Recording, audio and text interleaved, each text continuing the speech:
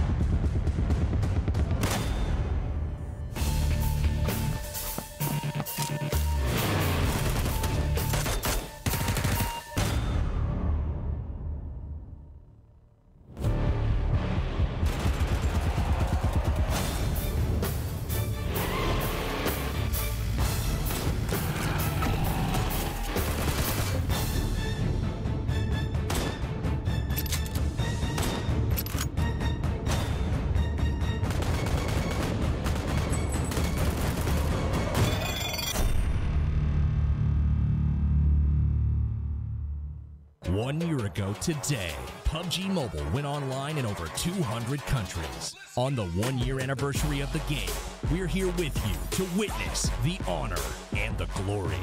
The Anniversary Royale Pass will go live as scheduled with the usual variety of rewards and a load of anniversary exclusive items, such as the brilliant anniversary outfit, the retro anniversary set, and the L&Q Chicken M762 finish. Don't miss out. PUBG Mobile, be the one. UC spent in Royale Pass will be fully refunded as your Royale Pass ranks up, so you can buy next season's pass. Royale Pass, you deserve it.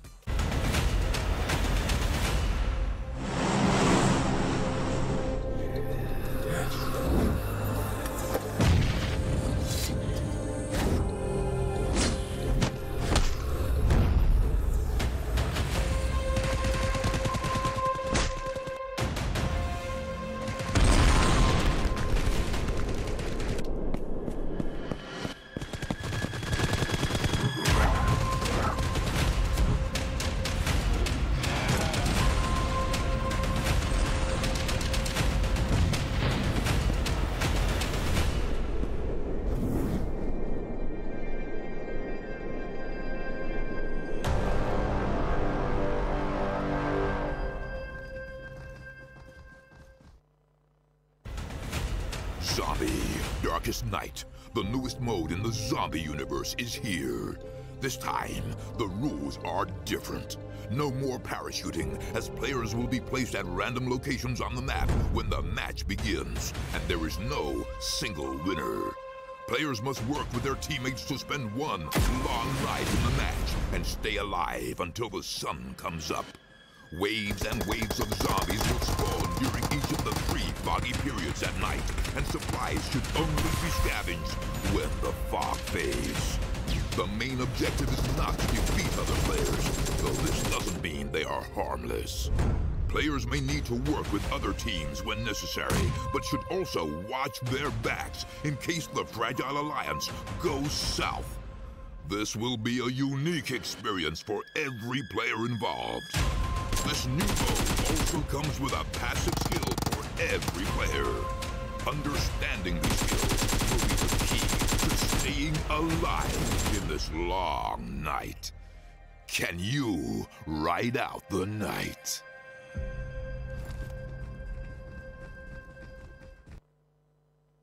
Hello once again, everybody, ladies and gentlemen, and all the fans at home. Welcome back once again to the PUBG Mobile Club Open 2019 Spring Split. This is the last day of the semifinals. My name is Devin Pirate Titans Young. I am joined by Tom Wee Freeman Pickering. How are you doing on this fine day? Excited and energetic for an exciting day of the final day of semifinals. What's going to happen? The final day of semifinals. It's a real mouthful, isn't it? Yeah. Fantastic stuff. I cannot wait to see the teams that will be making it through to our regional finals. Of course, that's coming up down the line. However, definitely want to let you guys know that all that information will, of course, be available on our website. Talk about it in a little bit, but here are the standings as they are coming into today. The Real Deal sitting on top with 339 Smackarooski points. Remember, the magic number is 16. Currently, HeadHunterr sitting in that spot, but they've played all their games. Very easy for teams to knock them out. Yeah, this is an interesting set of points. I'm not quite sure this is actually the correct run, if I'm right in saying. Got to make sure we double check on that one. But all the same, assuming it is, this is what we got. Yeah, we'll double check. So the real deal, obviously, has been quite dominant in what they're doing. So got to be fair play to them. But we do have a couple of teams that we have to be a little bit worried about. So I know everyone's favorite team is going to be Kurd Squad, or one of their favorite teams here, but they're actually on the fringe. There's a couple of teams that are right next to them, tied for score at the current moment. And they have to be careful because they could get knocked out of this. But they do have 4 games to play. That's the fair point, right? It's like if you're already in that situation where you're tied up with a lot of these teams that have a chance to get into the further stages of the bracket, but you want to be fighting against these guys. These are the ones that are moving on forward. And, of course, we'll see some of them playing today. Of course, it is Groups B and C. Just as a reminder to everybody, we will have Vikendi coming up first, and Miramar will take the stage afterwards. Then we'll get that double Erangel. Here's how we see it. Looks like this is actually scheduled from last week. Yes, this is actually the group stage. Throwing it back. Hey, you know what? We're going for a little bit of a historical trip, right? Like this is how it all began because we had no idea about the real deal, and then they got that double chicken dinner to kick things off at the start of it all. Yeah, that was insane plays by them. But you know what? I'm interested to see what they can do in the regional finals because I mean they're pretty locked in at this point. I mean, there's no way they're going to get knocked out. They're obviously not playing today. They got finished. So this is Group C and B, or Group B and C rather. It doesn't matter the order, right? It's all good. And I think another one that we saw there at the very end, of course, it was the ME Assassins that had really leveled up at the very end of it. And I really want to see more of those guys going forward. We saw a little bit of them yesterday. I think they should be in the group that's playing today as well. We'll definitely check on that in a little bit. But I'm excited to see who in our top 16 really kind of rises to the occasion, not just in the regional finals, but kind of makes that statement on the final day. Because Group A has already played all their matches. They've thrown down the gauntlet, said, all right, what do you got, B and C? This is the last 4 rounds we will play until we get to the regional finals, which determine the single best team from the Middle East who will be representing them on the global stage. Yeah, I'd actually really like to see Kurd Squad do fantastic because they were lackluster yesterday. They were not there. Of course, they had, I think, maybe 2 games where they only had 3 players, but they weren't there. Yeah, and that was what was so surprising because Kurd Squad had been one of the few teams I think we could really call consistent up until that point. That was really strange. But let's kind of break down how this whole tournament has gone. For those of you that haven't been tuning in before, take a look at the way the points are spread. Placement is everything. A chicken dinner nets you a grand total of 30 points, 22 for second, 19 for third, and so on and so on. But those kill points, 1 frag, 1 point. That's all you get. Yeah, and we did see one team get 29 kills in a single game, but that is not a usual thing you see. I mean, anything above 15 is crazy. I mean, anything above 10, to be honest, I would say is a little bit nutty on a couple of these guys. So you have to give a lot of the teams praise who do actually manage to get a lot of kills because you really need to depend on the placement here. I mean, second place is 22 points, so if you only get 8 kills, that means you get at least the placement points of the first place. There we go. Here we go, guys. Yeah, so we had the wrong standings at first, but we rolled them back in. So taking a look at what we've got now, as you mentioned, TRD at the very top, but I want to roll all the way down to 16. It's actually Live to Kill that are currently in that place. Kurd Squad also going to be there, tied with them, 151. Rush to Crush joining them, and MBZ Falcons just one above. Worth pointing out, Rush to Crush, LTK, they played all their rounds. Kurd Squad have 4 more in hand, so they should be in a good position to move up the standings, but there are teams just behind them that are hot on their heels. Yeah, I'm actually really happily surprised with where the real deal of sort of placed. 366 points. That is a massive amount of points. Double chicken dinners yesterday, man. That's what'll do it. But you know what? SWAT 69, they're playing today. They've got 4 games, and so are Manders. But SWAT 69, I want to see them break that 400 mark. That'd be absolutely nutty. What would it take for them to do it? They need to get 92 points. No. So that's definitely a couple chicken dinners. Man, I want to keep an eye on that as it goes. Obviously, that race for first place, even if it won't matter for the standings when they get reset for the finals, still really cool to see. And it looks like we're looking at 9 through 16. Now we got to roll down to 17 through 24. So these are the teams still fighting to survive. Now look at the number of matches played. You see HeadHunterr in 17th, but they played all of their matches. So they are eliminated. The boys from Bahrain, unfortunately, will not be following through here, but everybody else at the bottom of the standings here still has a chance. It gets slimmer and slimmer as you go down the mark, though. Yeah, and I mean, one of the teams, Just Survive, they reached out and told me they have 400 ping sometimes. They sometimes have 200 ping. That is not easy to play through. Yeah, so they have a couple of issues, which is why they only had 2 players in one of their games. So good luck to them today. Hopefully they have the luck of the gods with them, the PUBG gods, and they would get into the games. Exactly, luck of the ping. Yeah, well, they just dropped Middle East servers, so hopefully that'll help things a little bit out. Going down the line, this is how the games have played out during the course of the semifinals in week 2. We started with the ME Assassins, S&T, SWAT 69, Executor all taking 1 apiece. Of course, on day 2, TRD really started to show up. Those chicken dinner winners were coming hot. Executor got 1 as well, and S&T. But now we had the last 4 matches, and here's where they'll be: Vikendi, Miramar, and then 2 Erangels. Good old Miramar.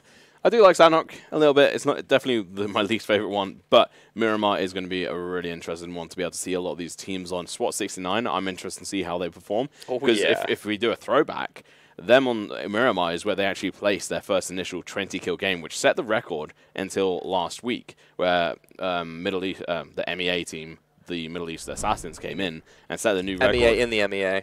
Yeah, set the record with 21 kills until they came back in the other day on Friday and got 29 kills. So no. We're going to take this record back. That's going to happen. I want to see them get 30 today. I would love that, man. That would be crazy to get a chicken dinner on top of it. Because if you get 30 kills and you don't win, like, what is even going on anymore? But, yeah, it was that first Miramar round that we saw. I believe it was Ray that actually clutched out up against La Shin from what was then called 6-9 SWAT. So we kind of had the inverse clan battle. But then they renamed to S&T, of course, and we've seen them play really well ever since. Honestly, it is a really good squad. I want to see more from them in this next couple of games just to give us like a little taste of what the grand finals, the regional finals, I should say, are going to look like. Yeah, and I mean, it's definitely like a throwback to the days where we didn't really have that much narrative, but now we've got 4 weeks almost under the belt. We've seen the players, we've seen what they like to do. Yeah, I mean, we've got all the players under the belt. We know who they are. We're having to say goodbye to HeadHunterrs completely. They're now gone. That's really sad, a bit sad, but you know what? Even if they did manage to get that clutch against Rush to Crush yesterday, it just wasn't quite enough. Yeah. And we go on through that. You know what? Since they are the first team actually eliminated, because we have a moment to spare before we go, I'm going to go ahead and press F to pay respects to HeadHunterr.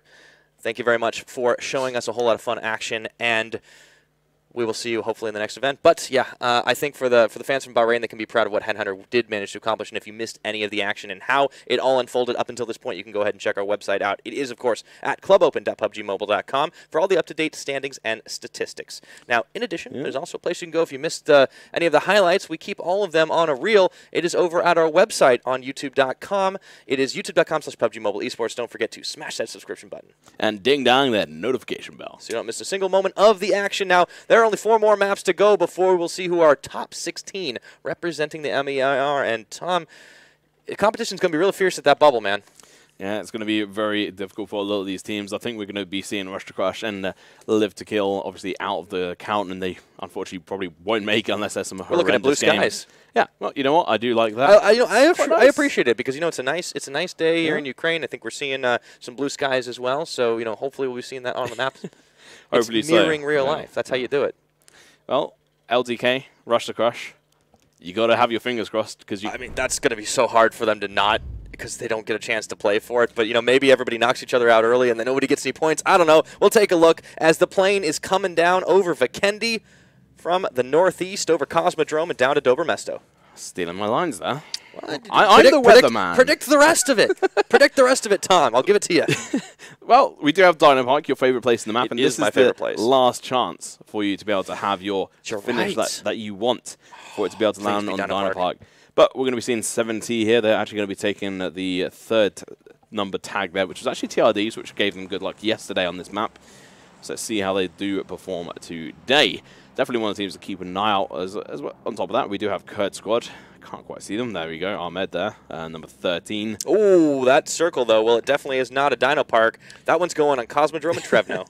Yeah, I mean, we saw this circle sort of on the opposite side, down to the sort of southern western side. A lot of water in it. This is very similar. A lot more land in this one, but still, there's a lot of water in this. This is going to be restricting the axis of where it's going to go. So you can expect a few hard shifts down south or to the west, at least on that front, or southwest. Yeah, so it might clip a little bit of Mount Crescent. We could get that real hard shift down the line. We saw it on the first Vikendi game with LTK, who actually, we'll talk about them earlier, unfortunately they're not here to do it, but they actually managed to clutch it out because they had the high advantage.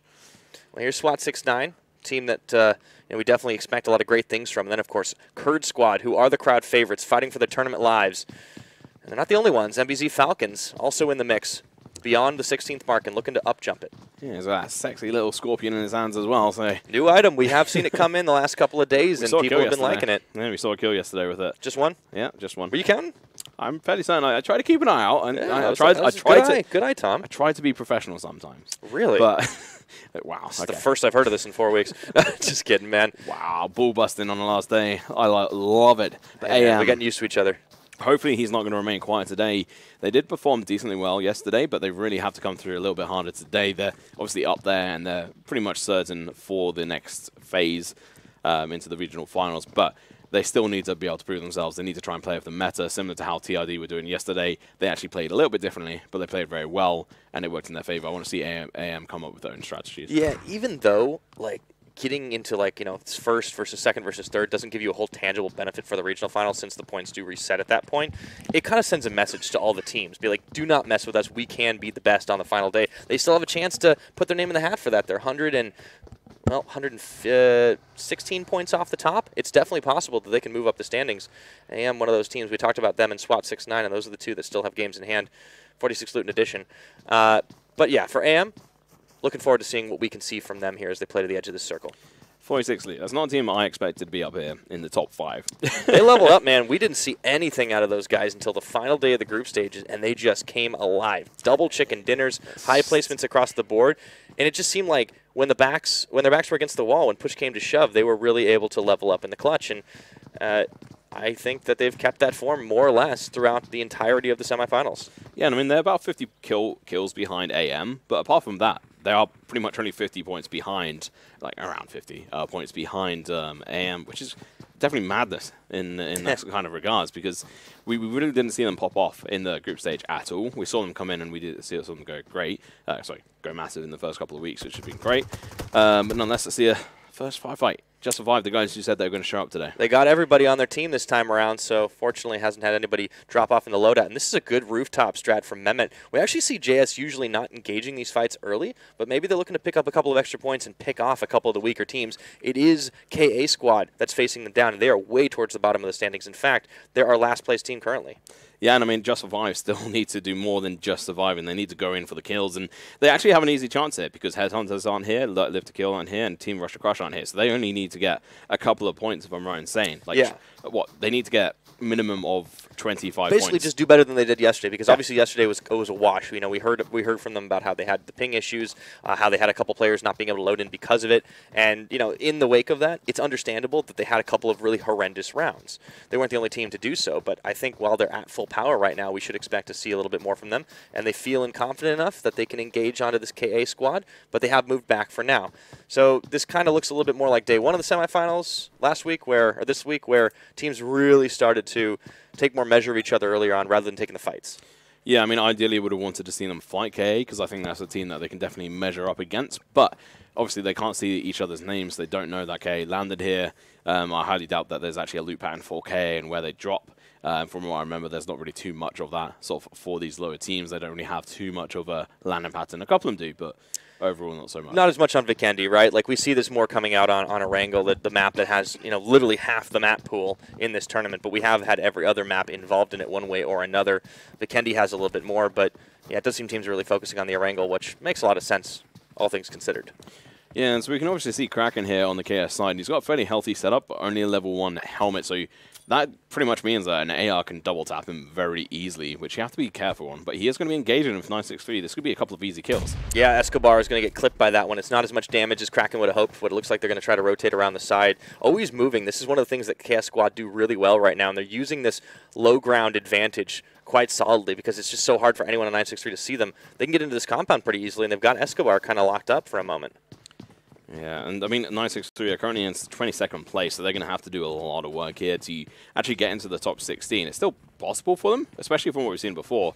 And then we have obviously Light Pirates who are down in 23, which is a bit of a oopsie from them, but and they still have a chance today as well. We'll talk about them, and maybe we'll get a little spark of those old dancing pirates we used to see. But for the time being, nothing doing except for a breach coming in for a 963. Abood dropped to his knees as he moves in onto Ari, who sprays him all the way down. And seemed like 963 got a little antsy, and they are going to pay for it with their lives right now. Everybody dropping, and KS say, thank you very much. We will take all the kills as well as your loot. And they completely clean house on 963. Yeah, so 63 of the people loaded into the map, but it turns out that 963 were the team that only had 3 people load in. A little bit unfortunate for them, so they're in a disadvantage, but there's a team rocking up, and it's going to be none other than SWAT 69. Oh, no, this is absolutely disastrous for KS here because Kraken already a little weakened. SWAT 69, they're smelling blood in the water, or rather inside the house, as they try to go in for this breach right now.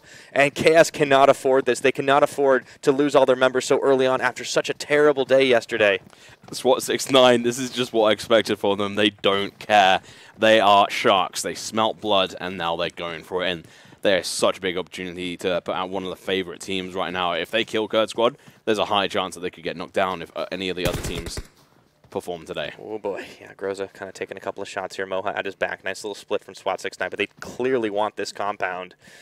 It's not that they want the compound. The way they turned up, they didn't crash into it. They crashed into the entrance and just parked there because they wanted these kills. That's the only reason they came here, is because they heard shots. Ahmed, though, speaking of shots, Z8R8 is already going to get knocked down, and so is Moha. So KS definitely have some fight in them right now, and this might make SWAT 6-9 think twice. Let's see if they can clutch this out. This would be fantastic for Kurd Squad. Ahmed on the high ground looking for more here. That's the finisher. Ari actually managed to get one. Here's the drop down, and he's just going to go spraying, and SWAT 6-9 are out of there. They messed with the wrong Kurd Squad. Oh my god, Kurd Squad are back in today, and SWAT 6-9 going to get swatted away as Kurd Squad take down another 4 teams. That's going to be 7 kills in total.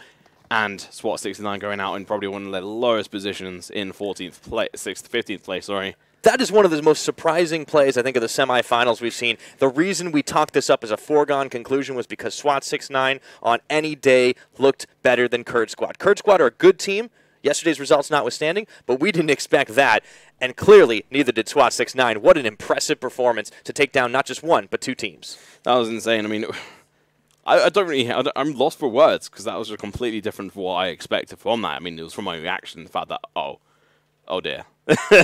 This was going to go very south, but it didn't. So KS are back in, and it seems like they've actually got the mentality, and they're going to be trying to do a lot better today. This is great. And they've already done it. I mean, that's, what, 7 points? And if we have a look at the scoreboard, that already puts them up into 12th, the 13th position at the moment, yeah. I think. I mean, they'll be fine as long as teams like L&D, SMP, UN don't move up the standings any further. That's what they're really fighting against. 963, and they, 963 are out. They're one of the teams that got eliminated there. So, it's kind of like running from a bear. You don't have to be the fastest. You just have to be faster than the slower guys. Exactly. Just shoot your friend in the hip, and then carry on running. Well, in that case, it was SWAT 6-9. I don't think they're going to be friends after that. No, you never know, but we're going to see some more shots coming out, and this time from RBK. And they've actually been performing very well. Yesterday, we saw them doing fantastic work. We'll have a look at their scores in a moment. I just want to see where they're currently at. RBK currently sitting in 7th place as a result of it. Now, they're dropping down a couple of members here of the KA side. You can see Haji's already knocked and bleeding out. It's Mehmet from Just Survive. They'll actually finish him off here as the rest had moved away in the vehicle. Yeah, RBK honestly were a team that impressed us a lot in a couple of individual performances. Like, everyone remembers H-Mode on the top of Pride Rock a couple weeks ago. Yeah. And, I mean, I would hope JS, was it? No, I would hope UN remember him because he pretty much took all of them out solo. Speaking of UN, on the screen right now. But when it comes down to it, I think RBK has been one of those teams that we might not have given really enough of a due, considering the fact that they're so high up in the standings. Like, they could pass Executor today very easily. In fact, they've already done it. They got 1 frag. That's enough.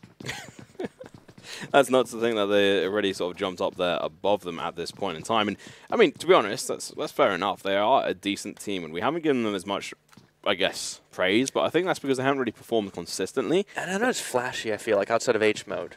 Right? Yeah. I feel like they get the job done, but we don't really see as many highlights from them. Yeah, it's definitely not flashy. It's definitely very much a little bit lackluster in regards to what it is. But still, got to give them praise for what it is. The circle is now going to be coming in. I think this is probably going to land above Nox. And obviously, Nox being this is going to be pretty interesting. And I think they might well be fighting off 17 momentarily in the circle. Ooh, okay, so that one kind of like narrows in really closely. So it's still a fair amount of water, as you mentioned, but instead of a hard shift, we kind of have it just centered on the middle. Here will be Nox, you mentioned. Looks like facing off against 7T, and Reef got clipped a little bit earlier on in this game. Yeah, I think they just got shy and they just decided to move away. We did see Light Pirates in the distance there. Hopefully you'll see some more from them, but 46 loot here. 46 loot could do fantastic work being able to push up ahead, but we'll see. Yeah, I'll have to keep an eye on how things go for the time being. 7 Reef Team is one of those ones that they were, very quickly one of our top teams, one of our favorites, thanks to some really clutch performances out of Reef. They've kind of since settled a little more into the pecking order. Rather than being like a very top team, we see them kind of at like, an 8th and 9th. Right now they're currently in 11th place. I think they'll move up the standings a decent bit considering all the Group A teams have already played, and that's the majority of who's above them at the moment. But they're behind teams like RBK. They're behind teams like ME Assassins. And I honestly think it is because, 7 Reef Team are good, but similar to RBK, they're just not as consistent in some of these clutch performances. Yeah, I mean, we saw fantastic performance from 7 Reef during the group stage, but they've kind of just fallen off. They've had a few decent games and a few decent fights, but they've not really they've not really turned back up. They've not turned on the heat. We haven't seen like a crazy chicken dinner performance. I think that's what it is. We've seen them place like 2nd, 3rd, 4th, 5th, 6th, 7th, 8th, etc., etc. We've seen them occupy every spot in the standings except for that chicken dinner spot in the semifinals in the last couple weeks. Yeah, and I want to see if that'll change here. Obviously, they're a fairly safe lock-in at the moment. There's still teams that could pass them, but I think that they are one of the safer teams for that top 16 placement to get into the regional finals. But the teams just below them, maybe not quite as much. We'll see as the game goes on. Yeah, and I mean, we have KA here. I know we discussed them very briefly earlier, but they are very much, without a doubt. I mean, they have to very much get, I think, they're dead last, 1.5 of their current scores. They've currently got 75 points. They need to get more than double that to be able to really have a hope in hell to be able to get in here. I wouldn't even consider them a bubble team at the moment just because it's going to be so hard to really move your way up the standings. I mean, it's possible. It certainly is. But, like, based on the way they've performed over the last couple of weeks, it hasn't been like one stand-up performance. It's been honestly almost nothing for 2 weeks straight. Yeah, I mean, to be honest, they need to get about triple their points at the moment, which is just ridiculous. It's not going to happen. But you know what? They could prove a problem for the other teams. You know what? If it happens, somebody's going to clip us and then put it up on the internet and be like, "Look at these idiots." Nah. And then they'll have a great laugh about it. Nah. Whatever you say on the internet doesn't exist after you say it. It's fine. I see. That's perfectly fine. Oh, gotcha. Burn after reading. I get it. Exactly. Self-destruct in 10, 9. No, anyway. don't do that. Don't do that. we don't want that. We don't want people to think that's going to happen. What is he doing? He's just crashing into the trees here. Mehmet? Yeah, that's the way to go. Mehmet was actually the one who messaged me on Instagram earlier. He was telling us that obviously like a little bit messed up on the ping, but I don't think you can blame that on the ping, Mehmet. No, yeah, the tree doesn't move. The tree is irrespective of the ping. And he just took a massive amount of fall damage. Yeah, I mean, they're kind of running really quickly here as they're right behind the blue, and unfortunately, RBK is already kind of mounted up here. This could be a tough spot. Very hard to be able to demount them from this position. They have got a solid history of actually defending this area, because I remember, I think it was last week, they actually played in the same position. They fought off a team. Mount Kresnik, yeah. We'll see where the next circle shift is going to be. Last time it was pretty central. Will there be one of those hard shifts that, you know, always seem unlikely numerically, but always seem to happen? It is going to be towards the south, so this is more shifted just because the water was so heavily a factor last time around, and this is good news for all the teams that it didn't happen the other way. SWAT opening up fire onto the RBK members as they hide behind these crates. Smoke's down. Smoke's down, but is it going to be enough? Are JS going to turn up? They told me they would. They want to get into the regional finals. They want to play offline so they can prove themselves with no ping difficulties. That's Mehmet. He started off. He got one down. H-Mode's dropped by SWAT. This is actually pretty good for Just Survive. That's a very interesting situation there, but he's going to be able to chuck out a Molotov, but unfortunately I don't think he's got the angle on it, but that will cut them off from being able to peek that around that right-hand side. A grenade would be much better in this situation. Hopefully he's got one in the bag. Oh, H-Mode did get hit by that, so he should drop. Ooh. Actually, no, he's just to the side of it, but it's really hard for him to get up. And Mehmet gets dropped down for a second as well. He got a little over-eager, pushed around, SWAT's around the side, and unfortunately he's dropped as well. They didn't have everybody actually moving in unison. JS kind of have a couple of members that try to collapse, but they get pincered themselves.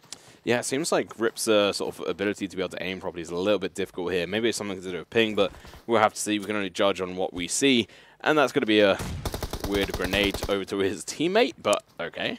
Tess can open things up. Yeah, this is an interesting fight for sure.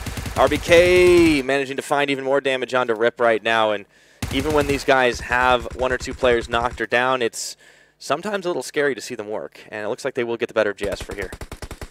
Yeah, I mean, the JS, unfortunately, I think are just not in the right position or mind frame. They were trying to get these shots, and they had the fantastic entry, but they've just not been able to follow up with it. And I think RBK are the team that could actually get out of this difficult position.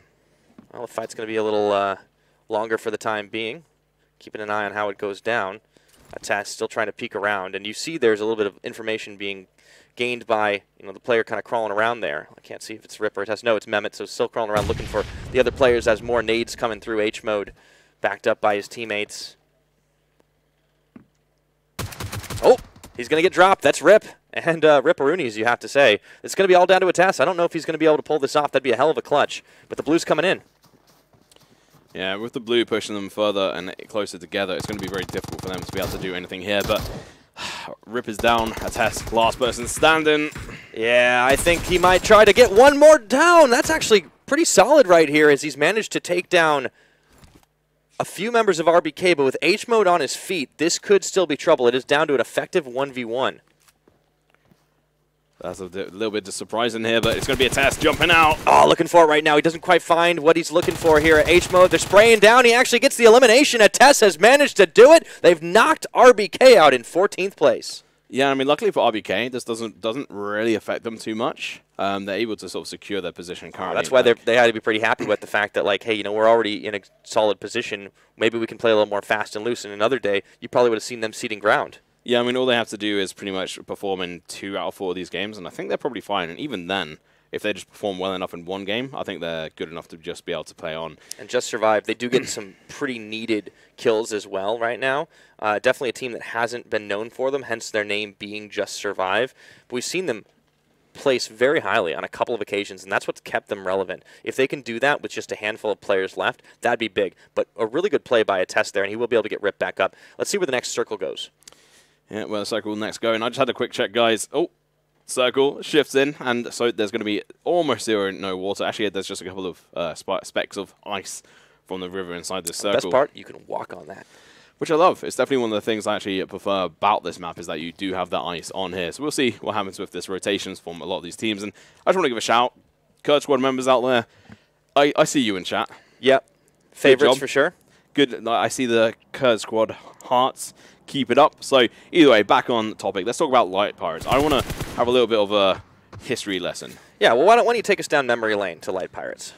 They were pretty bad to start off with, and then they were just dancing. They were a rocky road. Yeah, they were a bit of a meme team. They're just dancing around. I loved them because we called them Dance Pirates. And then they really failed on what they were doing. They came back in and actually performed on one of the last days, and they got 2 chicken dinners and a bunch of kills. But when it came to it, they weren't really able to perform in the last couple of weeks. So they're now at the bottom of the leaderboard, and they're not even dancing. So I have nothing to really cheer for. Yeah, they've been taking it really seriously, and I kind of liked that cheeky attitude they had. They weren't the only team that liked to dance. We obviously saw this out of SMP as well. But yeah, Light Pirates in the semifinals, we just haven't seen them show up. It's much more like the very early phase when we saw them basically doing a whole lot of nothing. But the dancing at least was there then. Now it just feels like they've been a little bit forgettable. So I want to see a little more going forward in this next couple of games, and they still have a chance to make it through. I think that's the important thing to point out. 23rd place, 99 points, tied with 963, but they're still alive in this game, unlike 963. 999, I lift balloons. Dude, I live in Germany. No one's sung that song there for 20 years. Yeah, they have. That's a lie. It's on the radio every now and again. Yeah. But yeah, I mean, they definitely have a chance. I mean, they are a team that perform at the last minute, which is what they did. It's very much like 46 Loot, right? I think those two teams I felt very similar about Light Pirates kind of showing up on the same day and getting the same number of wins as 46 Loot. They actually just traded chicken dinners each day. Yeah, and they did really well, and I want to see them do that again today. Be a little bit disappointed if they don't show up.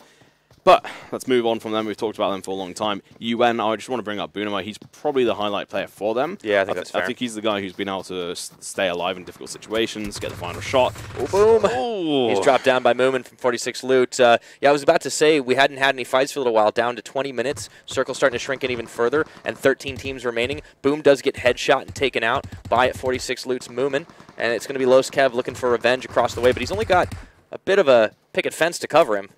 That's not going to be very substantial for cover. No, and considering you can destroy it, it really is nothing but that vehicle is stuck in the wall. Get away from the guys. Wow, that was a terrifying bit of pixels just there.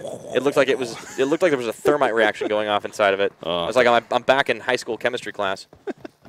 Not what you want to see. So MBZ, they've obviously lost a member, and as you say, Bootman, he has actually been a fairly decent member for them, but the circle has now shifted inwards, and we're going to be seeing a lot of fights coming out from this. We've got MEA at the top. They're going to have to come in. Look at JS. They're actually going to wait off of the wings for a little while to see if they can come forward here after all the carnage. Now, KA do lose a couple of members. Not too surprising there, as they were, one of those teams we talked about dead last place. They just haven't really shown us a whole lot as they continue to kind of be caught unawares. As other teams start to move in, B52, they've taken up residence over at this house towards the south side. You see Nox across the way in a different compound. We'll talk more on Nox in a little while. See, haven't had the camera on them as much today, but they certainly have been a team to fear, I think, for a while. Yeah, I think they've been fairly consistent in how they've been able to hold positions. But it's actually going to be 17, 46. Loot, Reef. Oh, man, Reef is just absolutely unloading, but unfortunately he gets dropped to his knees as well, and now Control's going to have to come in here, and it's Damage Control coming around, trying to stutter step around the side. Nazim dropped down. Alush trying to make it happen. 17, they could go out early, but there's the rush in. It's absolute chaos right now as Azim gets taken out, and that's 46 Loot out in 13th.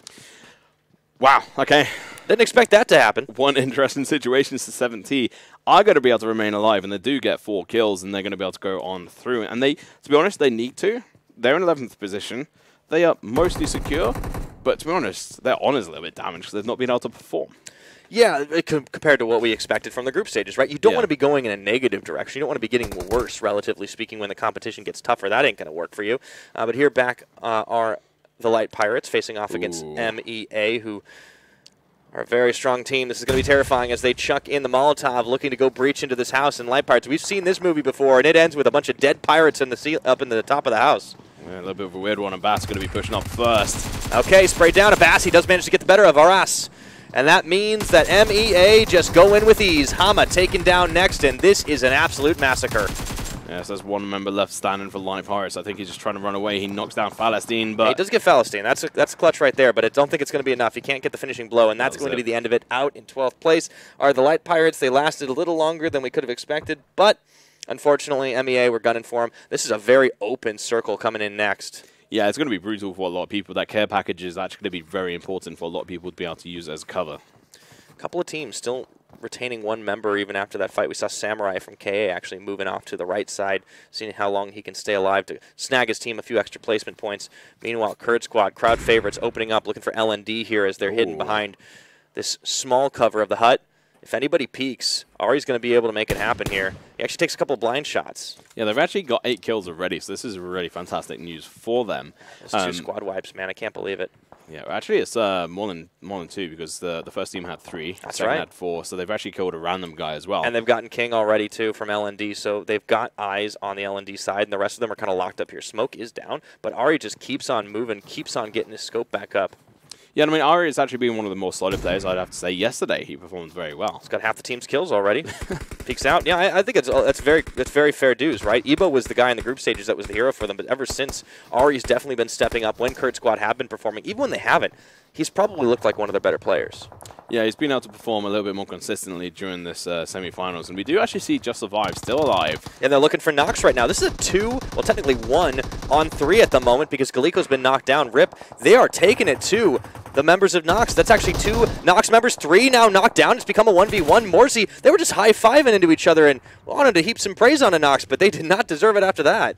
Yeah, so Nox actually only have 1 person left standing, very similar to that of Just Survive. Meanwhile, Kurd Squad, Ari.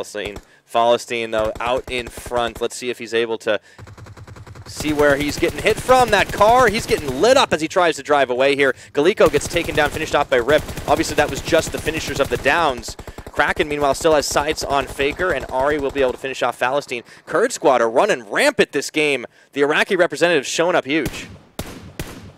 They've got to. I mean, they're trying to do their nation pride, and they do actually have the ability to do it. We're seeing that right now. That was their 13th kill. It is a little bit crazy here. They're barely taking any damage. Look, Ebo's the only one that's actually low on health at all right now. This is fantastic. We got to keep our camera locked on Ari for a little while as he just keeps finding these shots, keeps finding these angles on the edges of it. Now, Samurai does get eliminated, so that means that's the end of KA out in 9th place. Didn't see who dropped 10th. Yeah, I'm not quite sure who that was, but it's a little bit unfortunate for them. But meanwhile, we're going to be seeing more shots in the sign. Nox is still alive right now. I wonder what that means for JS. Ooh, Thanos. He's going to get knocked down by Ari for the time being, and let's see if he can do whatever it takes here. Lighten up Seif and Sheriff. Look at the damage that the Kurd Squad are delivering right now. Holy moly, they're going to clean house. They could easily reach 20 kills on this run. They're inside the circle, but not inside the next one, so they're going to have to do a shift here. And they've got a couple of teams in their way who they just have to smash through. They can try to break that kill record. They know where Codex is. They're going to go for that kill, and that will be the 16th kill, I think, if they do go for it. Yeah, we're down to 22 people alive at the moment. Kurd Squad, good spot for them on the side of this hill, really using that soft cover to their advantage, as there's a couple of teams just over the ledge on the opposite side here, checking back in that fight between Nox and UN. I think JS did go out at the end of the day, as it is just down to Ben and Morsey versus Bunamir from UN. It's not the only member remaining. Off screen, we have somebody else. Yeah, that's Zeus. Well, not anymore. He's down. As you say that, but Codex is going to get found. Yeah, there's nowhere for him to go. He's just got blue. Although Ari gets dropped down. There was a third party coming in. Who was that? That's actually going to be MEA. MEA trying to get some revenge here, I think. All right, Kraken's gotten back down on his belly here. Now Wasim going to be opened up on by Ahmed and Ebo. They turn their attention, realizing they let Wasim kind of creep up on their flank for the time being. MEA is a little preoccupied dealing with the 7T members. Single grenade could do this if they've got that, but they haven't, so they're going in for the spray. Nice peek, gets the down, but Ahmed gets turned on in kind. Massive damage, and this might be where KS meet their match for the time being. The only healthy member remaining is Kraken. He's trying to figure out where he needs to go to get his teammate up. Evo gets finished off in the meantime at Codex. While he had a moment to breathe, he actually full healed up. Yeah, and to be honest, KS should actually just walk away from this. They need to just go in for actual placement points here. I mean, they don't need to. 15 is fantastic, but going on out in 8th place would just not be the optimal one, but it doesn't look like they've got an option. Yeah, Ari, he takes one more shot, and this is going to be it for KS, so he has to get behind that tree, trying to get Kraken back up off his feet, but the first aid kit will be used in the meantime as Codex is coming in. If he catches him in transition, no, he's not going to be able to do it. He actually does get dropped down. Meanwhile, while he was running, Wasim took the incentive, finished him off. That's the end of Snap in 8th. Yeah, Snap, unfortunately, not having the day. They had Thanos, they had Codex, but it just wasn't enough. And now 7T is still alive right now. I think they've got 2 members alive. Yeah, so Fazar and Fazar, yeah. Yeah, and those are 2 solid members as well. Come the on. Molotov on the roof. Quiet. Come on, man. We know you can do better than that. Oh, this could be a tasty grenade coming in. Turn around. And that lands in the exact same spot. There's a lot of fire on that roof. Oh! Ari getting taken down, but yes, the roof is on fire. And the roof. We don't need no water. But yeah, 7T still trying to hang tough here as MEA getting dropped down a couple of times. Abbas is going to be the last remaining healthy member, and he mows down Fazar. Just barely quiet. Meanwhile, opening up as the Nox members try to breach into the house, and this is going to come down to the wire with 12 players remaining, 5 teams represented. Morsey did not see quiet coming. True to his name, soft footsteps. Silent as a killer. And Nox is out. That's a 5th place finish for them. Not a bad performance, all things considered, but it looked a little hairy there with JS coming in early on in the game. Meanwhile, we check back in with 7T, Control, getting Fazar back off his feet, and I feel like this is going to come down to them, AM and MBZ. Yes, they actually managed to survive through that fight, and it was a little bit unfortunate. And Kurd Squad, the team that are down to 1 player, Kraken, staying alive, multiple lives. Now he's got to try and push in, stay alive for the rest of his team. What's the Kraken? Well, that's going to be 16 kills. I think so, man. That is intense for them. Even if they go out in 4th at this point. I think this feels great for Kurd Squad because they're doing so well. If he can pick up a couple more teams, if he can clutch. I mean, we saw Hixie do it yesterday on Sandhawk. That was an incredible performance in the clutch. And, you know, even he was telling us on Twitter, even he couldn't believe it himself. I think if Kraken can channel that, he might just be able to play it, and he could just sit back and watch his AM move in onto MBZ, who've had a very quiet round, harkening back to their early days where they just ran cross-map. Yeah, and I think AM actually have the game to lose right now. They've got the position and they've got the players. As I say that, though, MBZ going to be taking the shots. Yeah, they're throwing bodies at it, but that's the problem. His bodies can be hit by bullets, and Kraken just opening fire, looking for an extra shot on a Molotov. Unfortunately, he gives away his position here. He's going to have to get under cover as he takes down B52. Extra kill, 17 in the pocket for Kurd Squad. And he's actually just helped AM massively, but it seems like AM have come under too much fire, and they're going to lose a member, and it's now going to be a 2 versus 2 versus 1 versus 3? Versus Molotovs everywhere. Control's just chucking them out right now. Into the trees. Honestly, 7T definitely would want to get themselves another chicken dinner. We talked about looking for consistency out of this team, but they're definitely not going to be in the best position to get it as Kraken opens up in a quiet, finding the down again. How does he avoid these bullets? He gets another one. Team kill not gotten just yet as he's waiting. Tries to get down. Butcher will finish the job, and that's going to be 19 kills. He's in the blue. Has to get back down. Use the first aid kit, but he's nearly got 20, and that fire is coming in hot. He's going to have to get very closely. Oh. Still managing to creep forward, and nobody sees this guy. What a fantastic play coming out from Kraken. He wanted to get the most kills in his team, and I'm fairly certain he's now been able to do that with 6 kills. Going to pop the energy drink, too, and it looks like Los Kev is going to get down 17. Now it is just down to Los Kev and the rest of MBZ facing down against Kurd Squad's Kraken. Can he do the impossible? I mean, it's already minimum over 40 points that Kurd Squad have got in a single game, which is just insane. So fair play to this one. Nade's coming out right now. Will it happen? Smoke's up. Los Kev's a little bit low, so Kevlos and Script are going to be leading the charge here. And it looks like he's going to be priming a smoke of his own. Probably should have tried chucking it off in a weird direction so they weren't quite sure where he was, but it's thick enough. He's going to push it anyway. He's going for it. Looking for one. Behind the tree is Script. However, he's going to be moving for it. Drops Script down. Gets behind the tree. The blue's at his back. And Kevlos and Los Kev can't see him. He's going to be dropping that first aid kit, but I don't think it's going to work because the circle's coming in. He's going to get tagged down. Yeah, he's got the health up, but the smoke's still going right now, and he's looking for Los Kev and Kevlos. He can run through at the moment. They've got their sights trained. Shots taken. That's going to be one. Opened up. He's down. But what a finish for Kurd Squad's Kraken.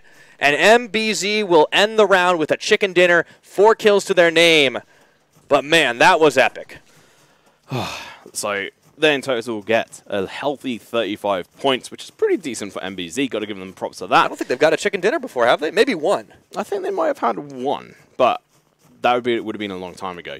So got to give them praise for that. They do very well, and we also saw a couple of other teams perform very well. We obviously saw Kurd Squad coming out of it. We said that they had to perform, and they've got out of the danger zone. They absolutely have right now, so you can put away the Kenny logins for the time being. We will see how the next couple of rounds unfold, but man, we said we wanted Kurd Squad to deliver. The fans have been waiting for it since they saw the potential that this team has for such a long time, and they just did it. Honestly, the only thing that could have been better was that clutch, but an A-, I think we'll give it to them. I mean, I think they took away 42 points from that, if I'm right in saying. If my math is correct. I'm a caster, so you have to give me a break. But let's have a look at the highlights here. There's going to be a lot to them. And first off, to kick it off, 963 fallen foul to KS. And then the big surprise. This is where it really all began. All of a sudden, we thought, okay, these guys are dead and gone. Ahmed drops down, and he just sprays through. His teammates even come up and is like, we're ready to take the fight. Oh, you won already. Leave some for us, why don't you? Yeah. JS actually looked pretty good in this situation. It was a very hectic minute or two. But RBK, while they thought they had the win, it really turned on them. And I like how Mehmet must have been feeding the information back to his team as he was kind of crawling around, and that's what happens when you don't finish somebody, is you get your position called out. Yeah, I mean, if you're safe like RBK were, they should have just finished them off. And I call this out multiple times for people killing people when they shouldn't. There's also times where you need to kill people like this. If you let someone live, you're going to let them get all this information and it turned to their demise. Then Seven Reef, this was so close. They went up against these guys and they almost died. But luckily, they had one person to save the day. Yeah, and then, of course, Light Pirates got breached on by MEA, and this was absolutely no contest. We won't even show the rest because pretty sure this then wouldn't be a family-friendly broadcast anymore. Yeah, we have to go away from that one. But what also isn't family-friendly, to be honest, is Kurd Squad's performance at this point in the game. No, it was pretty dirty, in all honesty. Ari was just taking shots left and right. Snap had no idea where that was coming from until the final second, and he just moves away. Ahmed had a pretty good performance himself as he started opening up onto the MEA members. As they were a bit distracted, of course, things turned back around, and Ebo getting dropped down. There's another fight inside the house as Quiet dropped down. I love this one because Nox, Morsey had no clue what was happening, and here is the final bit of it for KS. Unleash the Kraken! Yeah, the Kraken had such a fantastic performance in this game. Definitely my MVP because he hung in there and he took out a couple of teams so that he could actually get into that further position and get second place. And also get, I think it was like 7 kills for himself, which is really impressive. Maybe even 8 kills for himself. He nearly clutched it at this point. Like, he moved through the smoke. He managed to get at least one more down, one more finish, and somehow got behind that tree. We obviously saw the rest of it. And by the way, if you find a leash big enough for a Kraken, let me know because I feel like that'd be hard to find. But either way, Kurd Squad picking up 41 points beyond the chicken dinner performance of MBZ Falcons. And they are definitely going to be in a much safer position after that. Yeah, definitely. And I mean, with that 41 points, you have to consider 19 of those points is from kills. So GG, well played to them. And MBZ getting 5 kills is still pretty decent. 7T being a 7 Weef team being able to get 8 kills. Yes, you've adopted them. There's a 7 Weef team now. Weef Freeman. Daddy Weef does what Daddy Weef does. Please, you're more of an Uncle Weef. Let's not go into that. AM, our Madness, also performing fairly well into 4th position, but unfortunately the firepower just wasn't there for them. They weren't able to perform. Emmy, I was actually fairly surprised. They did some really nice shots, but they couldn't quite bring it to power because I think, unfortunately for them, Kurd Squad were just so on performance. That I think they got collapsed on by a couple teams. I think, unfortunately, they tried to play on the hill too much and they got punished for it. But then moving down on this, we do see, unfortunately, 963 right at the bottom there. Not where they need to be. SWAT 69, though, that's what we don't expect to see is them going out so far down, not even getting a single frag, because they just tangled with Kurd Squad on a bad day, and the Kurd Squad just went Super Saiyan on them. So that's kind of how it worked out. And, of course, we see kind of how it went with the rest of these teams, not really able to find much. Light Pirates, L&D, 46 Luke got a few kills for themselves before they got eliminated. KA Squad, this is one of their better performances, but as we mentioned, they're down in the depths of the standings. They need a lot more than that. Yeah, I think it was about 100 and something points that they need to get, which is just not going to happen. But let's have a look at MBZ versus Kurd Squad. This is not a fair comparison. Yeah, definitely not. I think MBZ Falcons had a pretty good round, but a lot of it was kind of hiding and moving around and really getting better positioning, whereas Kurd Squad just opened up fire. It didn't matter if they chose to fight or their opponents did. They were playing to win, and we'll take a look at their players. Ahmed had 3 kills for himself, 602 damage. Compare that to Boom. He did 33. He did a third of a health bar that whole game.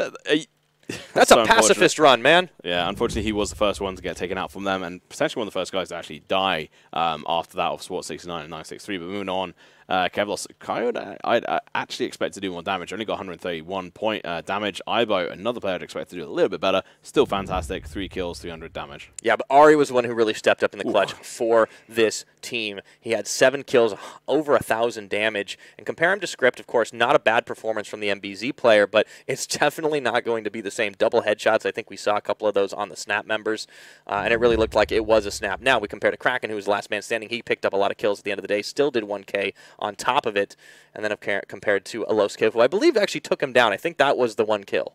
Yeah, I think so, right at the end there. Unfortunately for Kraken, he did take one of the players down, but because he didn't die before the end of the game, he didn't get that extra kill, which is really annoying.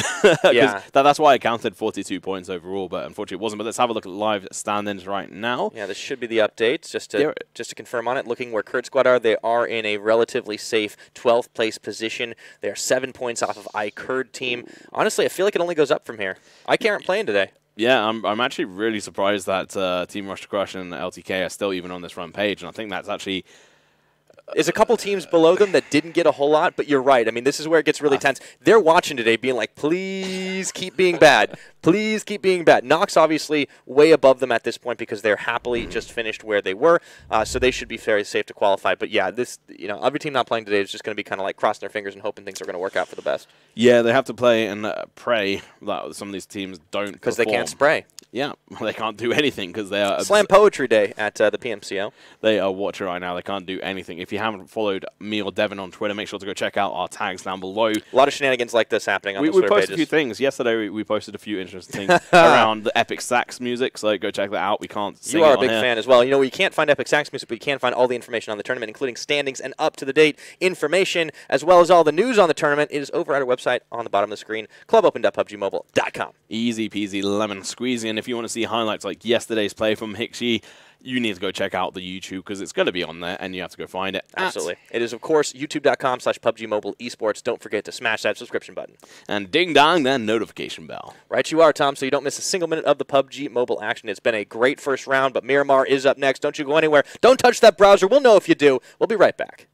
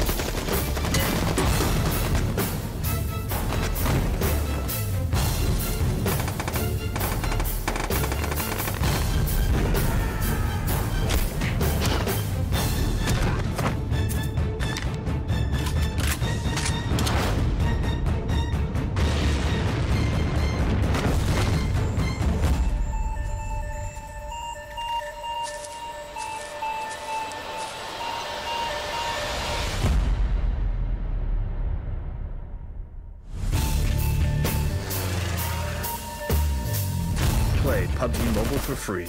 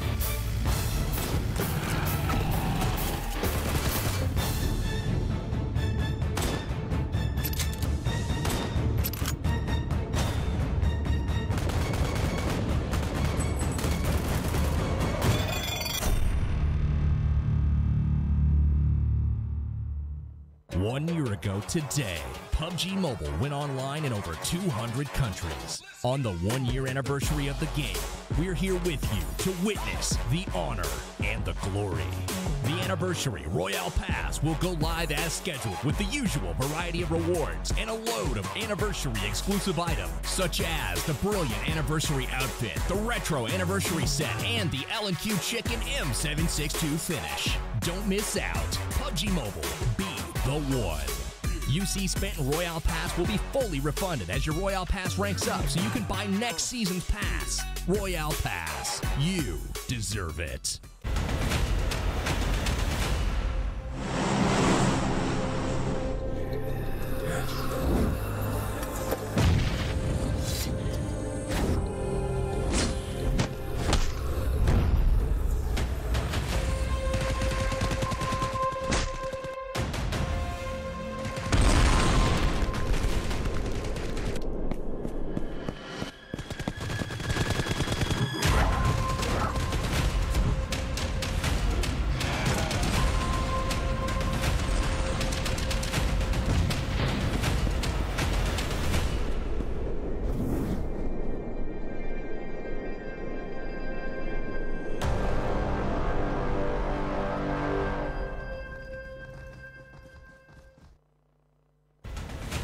Zombie, Darkest Night, the newest mode in the zombie universe, is here. This time, the rules are different. No more parachuting, as players will be placed at random locations on the map when the match begins, and there is no single winner. Players must work with their teammates to spend one long night in the match and stay alive until the sun comes up. Waves and waves of zombies will spawn during each of the 3 foggy periods at night, and supplies should only be scavenged when the fog fades.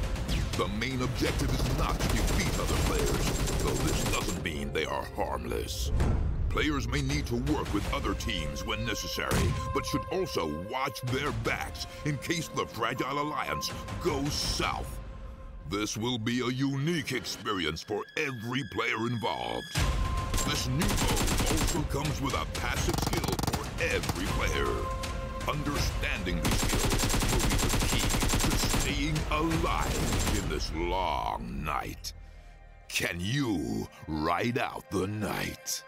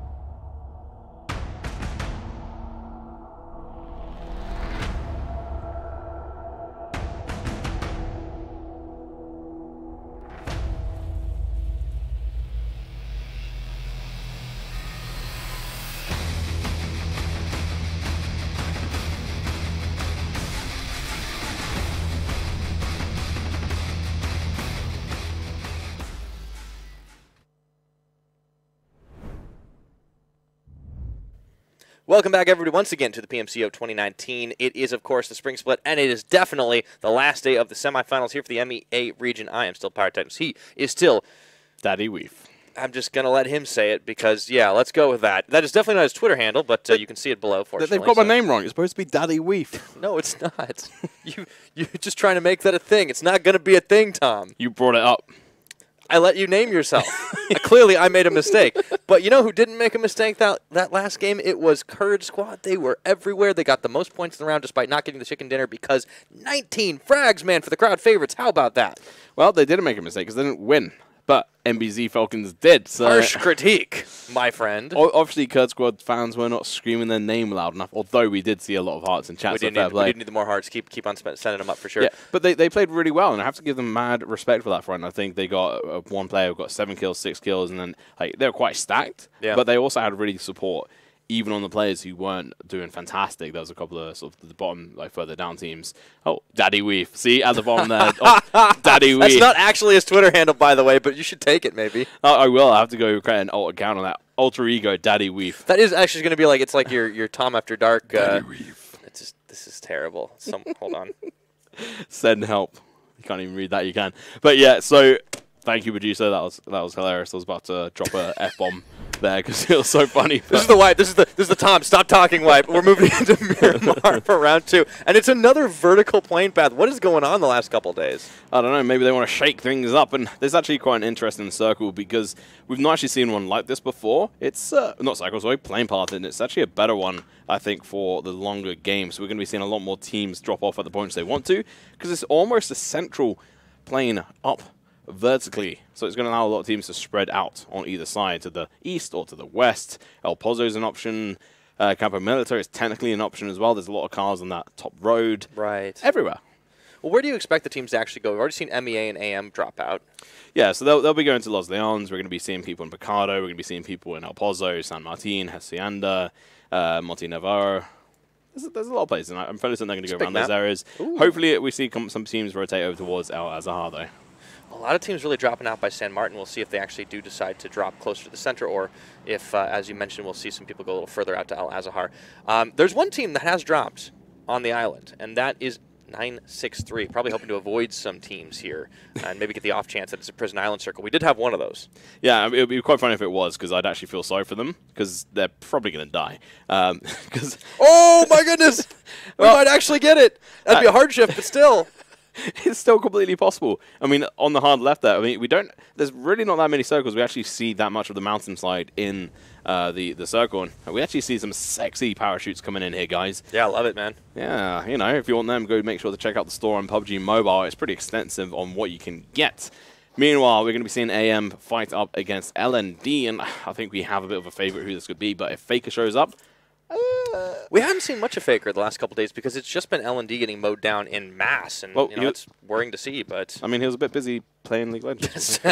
Well, he lost in that too, by the way. Spoilers if you're a League of Legends Yikes. fan, but that was a couple of days ago, so I think it's fine. I was like, I'm pretty sure I didn't get that wrong, Tom. Why are you correcting me? Oh, that's what you're going with. Okay, fair enough.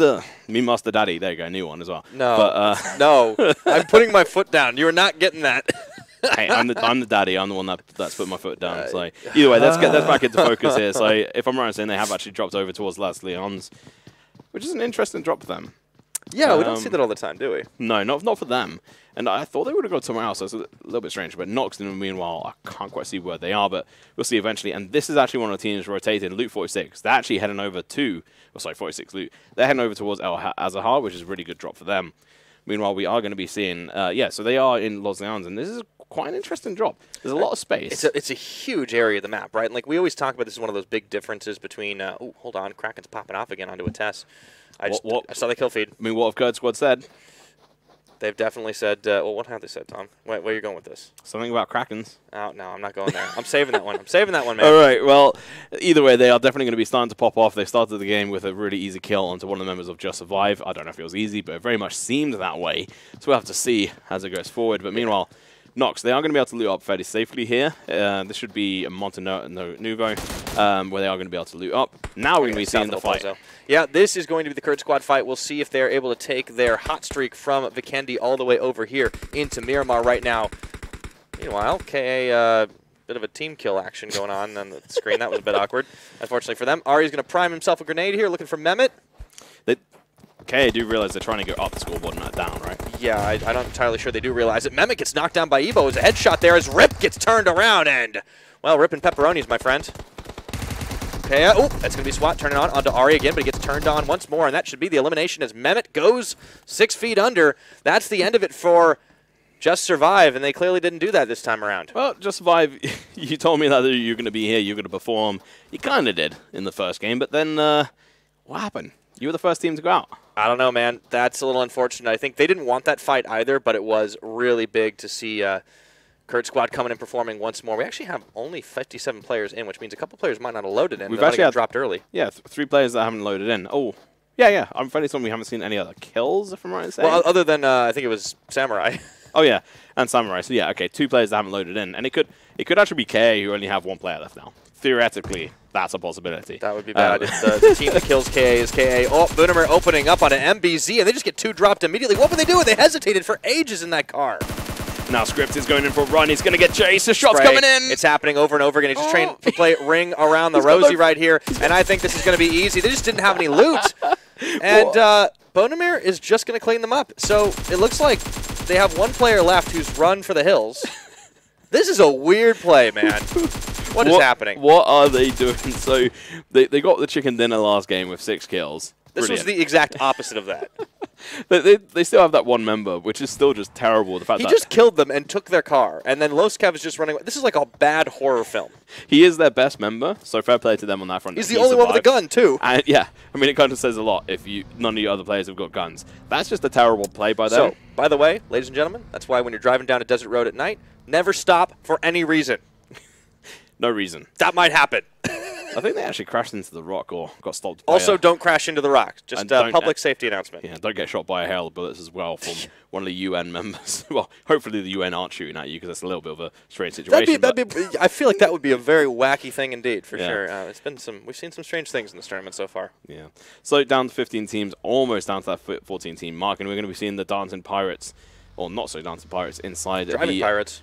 Inside the vehicle, which they have used to rotate quite a lot in. And yesterday we saw LND shift hard across there, Miramar flipping the car multiple times. It was actually on Friday, sorry. Yeah, and I wanted to actually go back to another performance we saw out of Light Pirates, actually, when we saw them last on Miramar. I believe they actually placed quite highly because it was that other time where we got a prison island finish, and they kind of washed up on shore as Pirates do from time to time, and actually lasted into the top 3. Yeah, coming in 3rd place was really good for them. And you know what? I'm glad that they are switching vehicles here, but for whatever reason they decided to put 3 in 1 vehicle. No idea why, but hopefully they don't suffer the consequences. Or you know what? They do, and they have to learn from it because, you know what? Screw it. But they have to get lots of points. And earlier they went out so early with like no kills. It was just so bad of them on that front. AM meanwhile still going to be able to loot up in Los Leons with no problems at all. It seems like their counterparts actually didn't really come into play here. Maybe ran away. Yeah, and that's a big area, which means there's just heaps and heaps of loot available. They're still well within the circle. Obviously, if it hard shifts or if it doesn't hard shift, then they might be in a bit of trouble, might have to start moving. But it looks like we are in for, apart from a few scattered fights, that quiet, nice, and chill part of this game. Yeah, I mean, on Friday we managed to get to 20 minutes with 14 teams left alive. Yeah, so that was nuts, man. Yeah, and that was on Erangel too, I think. Yeah, well, no, it was on Vikendi. No, that's right. It's even crazier because it's a smaller map. How did that actually happen? I think it was just purely due to the fact, like, the way the hills were, and it sort of landed in a very difficult position. There was, like, the bridge where people were hiding under. Yeah. There's lots of buildings, and there's a lot of one-player teams as well, which I think was the main contributor to it as well. So they managed to sort of kind of clutch into that, kind of like the last member of MBZ is doing. Yep, just going to try to play for the positioning. However, after the chicken dinner, they have to be feeling pretty good about their chances going forward. Maybe actually just checking with the standings where we should be based on that last performance. We did see it at the start of the game, but specifically relating to MBZ, even though they only have 1 player remaining, they're in 13th place. It's a relatively safe spot for them. Obviously, there's teams that can upseat them, but it's going to be hard for them to get knocked out because, again, the teams on the bubble, the ones that we're watching for, the likes of Just Survive, the likes of LND and SNP and UN, and, of course, our favorite Dancing Pirates. Those are the teams that are going to try to upset all of the teams that are just above them, but it's still like a 50-point difference. And with only 3 games, including this one remaining, that gets tougher and tougher. Yeah, I mean, the majority of Group C, or actually, sorry, 50% of Group C are actually in the bottom 8 of the teams, which is pretty surprising, yeah, that's actually. No bueno. But actually, at the same time, it actually contributes to the fact that Group C was respectively the worst group of teams. So it kind of works in that favor of the fact that they were actually the lesser teams. All right, we do get our shift, and it actually ends up going hard to the west as Muhammad opens up fire onto the SWAT 69 members. So we will not get that Prison Island circle. That was always a bit of a long shot anyways, and it was interesting. We had barely any teams that actually were in the circle already. I think it was just one. I'd love to go back to the mini-map if we get a chance, if the action dies down here for a moment. Yeah, hopefully it takes a little bit of a chill. Okay, so they have actually only got 3 members. Yeah. And they had knocked down one of them. That was Samurai. Who they brought him back up at least. Yeah, they did pick him up. That's Samurai's good. I mean, if you knock one of your own members down and then you get him back up, at least like you can forgive some of that. Yeah, you can forgive it, move on, and then hopefully survive. And I mean, they need to get like a chicken dinner and 20 kill points this game, which it's gonna be so difficult for them to do it, and obviously without a player, you know, this. I don't want to just say, you know, they have no chance, because they obviously do, but it gets slimmer and slimmer every game that they get knocked out, and it is just going to be about placement for them, because we've seen time and again that KI are just not all that great at fragging out. Sorry, but why are LP running across the desert right now? I don't know why LP do some of the things they do. I'm not even. Tom, we don't question what Light Pirates do. We just observe. And we are entertained. So there was actually Los Kev there who was almost getting shot at by the UN members. Yeah, they're beyond it. Beyond help. 70 on the other hand, hopefully can do something here. They're in El Pozo, so this should be a fairly healthy place for them to be able to loot up. They have a couple of vehicles or options around them, but they need to start rotating now. They're a little bit slow on the upkeep, and now we're going to be seeing Thanos come under fire from Bunama. Seems like he went for the headshot. Yeah. Well, certainly worked out a little bit better for him than it did for Thor. And that's great, man. We see Bunamir really kind of stepping up into his own. He actually gets the finisher off into Thanos. So I think Thanos just gets run over. Well, that's a stylish way to get the kill at the end of the day. And UN have actually split off. Look at Hunter. He's kind of styling on his own just down the, well, I want to say road, but there's definitely no road there. The rest of 7T are kind of playing to the edge of the blue, but they will be moving soon. Meanwhile, Hama opens up a lot of fire onto the RBK members as they go driving away. He only has that's 2 only shots, one vehicle. Though. Yeah, didn't get enough. He has a skateboard on his back. Just use that to get across the line. It looked like he was skateboarding. Yeah. In slow motion. Oh, RBK only loaded in with 3. Interesting. Yeah, we had a couple of teams. I think it was actually just 3 teams that loaded in with 1 player less, yeah. Yeah, a little bit unfortunate on that front. This is just off-roading for the time being. Oh, wait, how did that happen? Moomin just blew up Master's car. I think he was the one that was going solo. Well, a bit unfortunate for him. Or I guess fortunate, actually, because it meant that mostly the other guys didn't blow up. Ooh. So these guys just screwed up their car. Yeah, that's not a good place to Now they're going to have to... They're so far away from where the end circle is going to be. They're going to be able to run inside. Oh, wait. Yeah. This is where they blew up that car, actually. Yeah, and it's a little unfortunate that they blew it up because now they won't be able to get it and drive away with it. Yeah, this is kind of an awkward setup. I think we're going to see a few of these things happen about the teams that are like actually relatively safe. They might take the opportunity to just mess around a little bit. Yeah, not that they're not trying to win, but they're trying to go for the style points. Well, I think that's what SWAT 69 tried to do last game, but unfortunately for them, they got screwed over. Light Pirates actually in a perfect position. They're outside the blue as well, but they were able to shoot down onto UN. That is interesting. UN kind of adopting an IQM-esque strat and splitting off in a couple different directions. We will check back in with the Light Pirates here as Aras is opening up onto a few remaining members of UN. Bunamir actually getting headshot by Hama. And the Light Pirates have actually started to come alive here. So maybe this is speaking to you know, why we were uncertain about what they were doing. They've actually split off in good directions to get these kills in the edge of the blue. Yeah, there is actually a vehicle there, but I don't know how useful that's going to be because I think it's on fire or smoke. So you probably want to avoid the use of that, but usually a good idea. There's also another vehicle coming up right next to him, which is actually going to be Loot 46, or 46 Loot rather, who are going to be able to potentially shoot on them or carry on, because I think they're all pretty damaged from the blue, so they probably just want to get inside the blue without having to take too much damage. 2 team kills, though. Not bad for the Light Pirates. Meanwhile, Galiko is going to be opening up into the SWAT 69 members as they go cruising off into the distance. That's a long shot at the best of times. However, looks like the caravan's moving out here for the Nox members as they try to move closer into this next circle. It will center just to the south of La Drera. That is interesting. A very hilly, very open area with very little amounts of loot spots. It's just going to be Via de Mar. Yeah, there's a lot. There's quite a few different sort of building sections around there, and lots of different ridges rather. But unfortunately, one of the biggest issues with it is it's quite open across mountain sides. You're able to shoot across them. So if you're a team and you actually get a little bit clever and you're able to sort of split yourselves off, you're going to be able to do a lot of damage. Or if you just take one of these sort of central compounds, like this is the kind of circle you want one of those early compounds. You want to be able to make sure you actually get that position. And meanwhile, Nox going to be taken on KA. Oh, the car has exploded. That's going to be the kill, doubled up for Ben. And that is some stylish points. That will be the elimination of KA. They thought they were getting away, but Nox had him in their sights. It's now impossible for KA to qualify. And so it ends, not with a whimper, but a big old explosion. Unfortunately, just like Michael Bay would have wanted. Exactly. So they went out in style. They tried to kill each other early on, but unfortunately, turns out that they got blown up anyway. And we don't BMX mode for the Light Pirates. We don't tend to see two-seaters too often, and I think we now see why. They're my favorite vehicle. They go fastest. They're easiest to be able to maneuver, but they are so dangerous. If you accidentally lift up your wheel too much, you better die. Kraken, man, they're just taking shots along the ridges here. And yes, we can see the beautiful edge of Miramar, where the circle has come into play, really out in the open, as we mentioned. It's not just hilly; it's mountainous. Yeah, and I've seen a lot and cast a lot of these sorts of matches which end around this area on the PC. But this is the first time I've seen it actually happen on the mobile, and it's actually a really interesting play to be able to see the fights because there's actually a direct central road that goes in between these two mountain ranges, and they're able to shoot each other. Yeah, just across the distance, you don't really see the engagements right up. It's going to be another wipe of the explosion coming in as LND lose all of their lives to the ME Assassins. Is this the kind of thing you typically are seeing on the desktop PUBG when we get into these Miramar fights? Not really, because the teams know how to rotate in a little bit earlier and a little bit differently, and a little bit more safely. So they tend to play it around. Like if you don't get in this kind of circle early, you have to play on the fringe because there's reason where it's so open.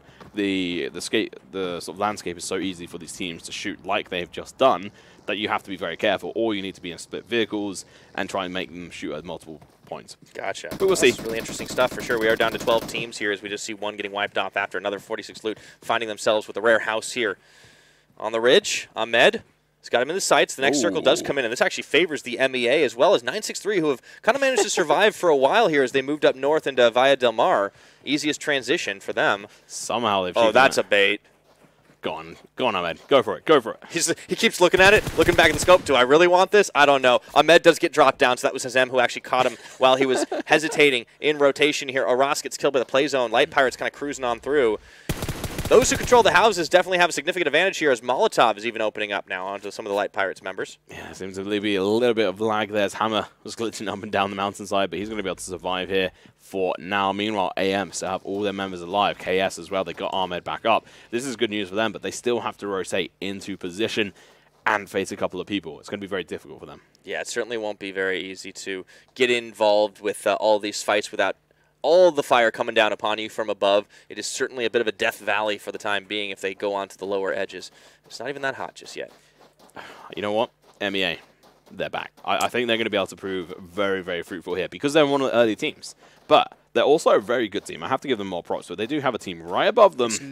It's no honestly, bit of RNG that they made it here so early. This is a team that rotates well, but as you mentioned, SWAT 6-9 right at their backs. They could get their run ended a little prematurely if that's the case. You know, taking a look at where those two teams really are right now. SWAT 6-9 third place, and MEA in number 6. They'll try to prove that they can be a little bit better, but they're about to butt heads.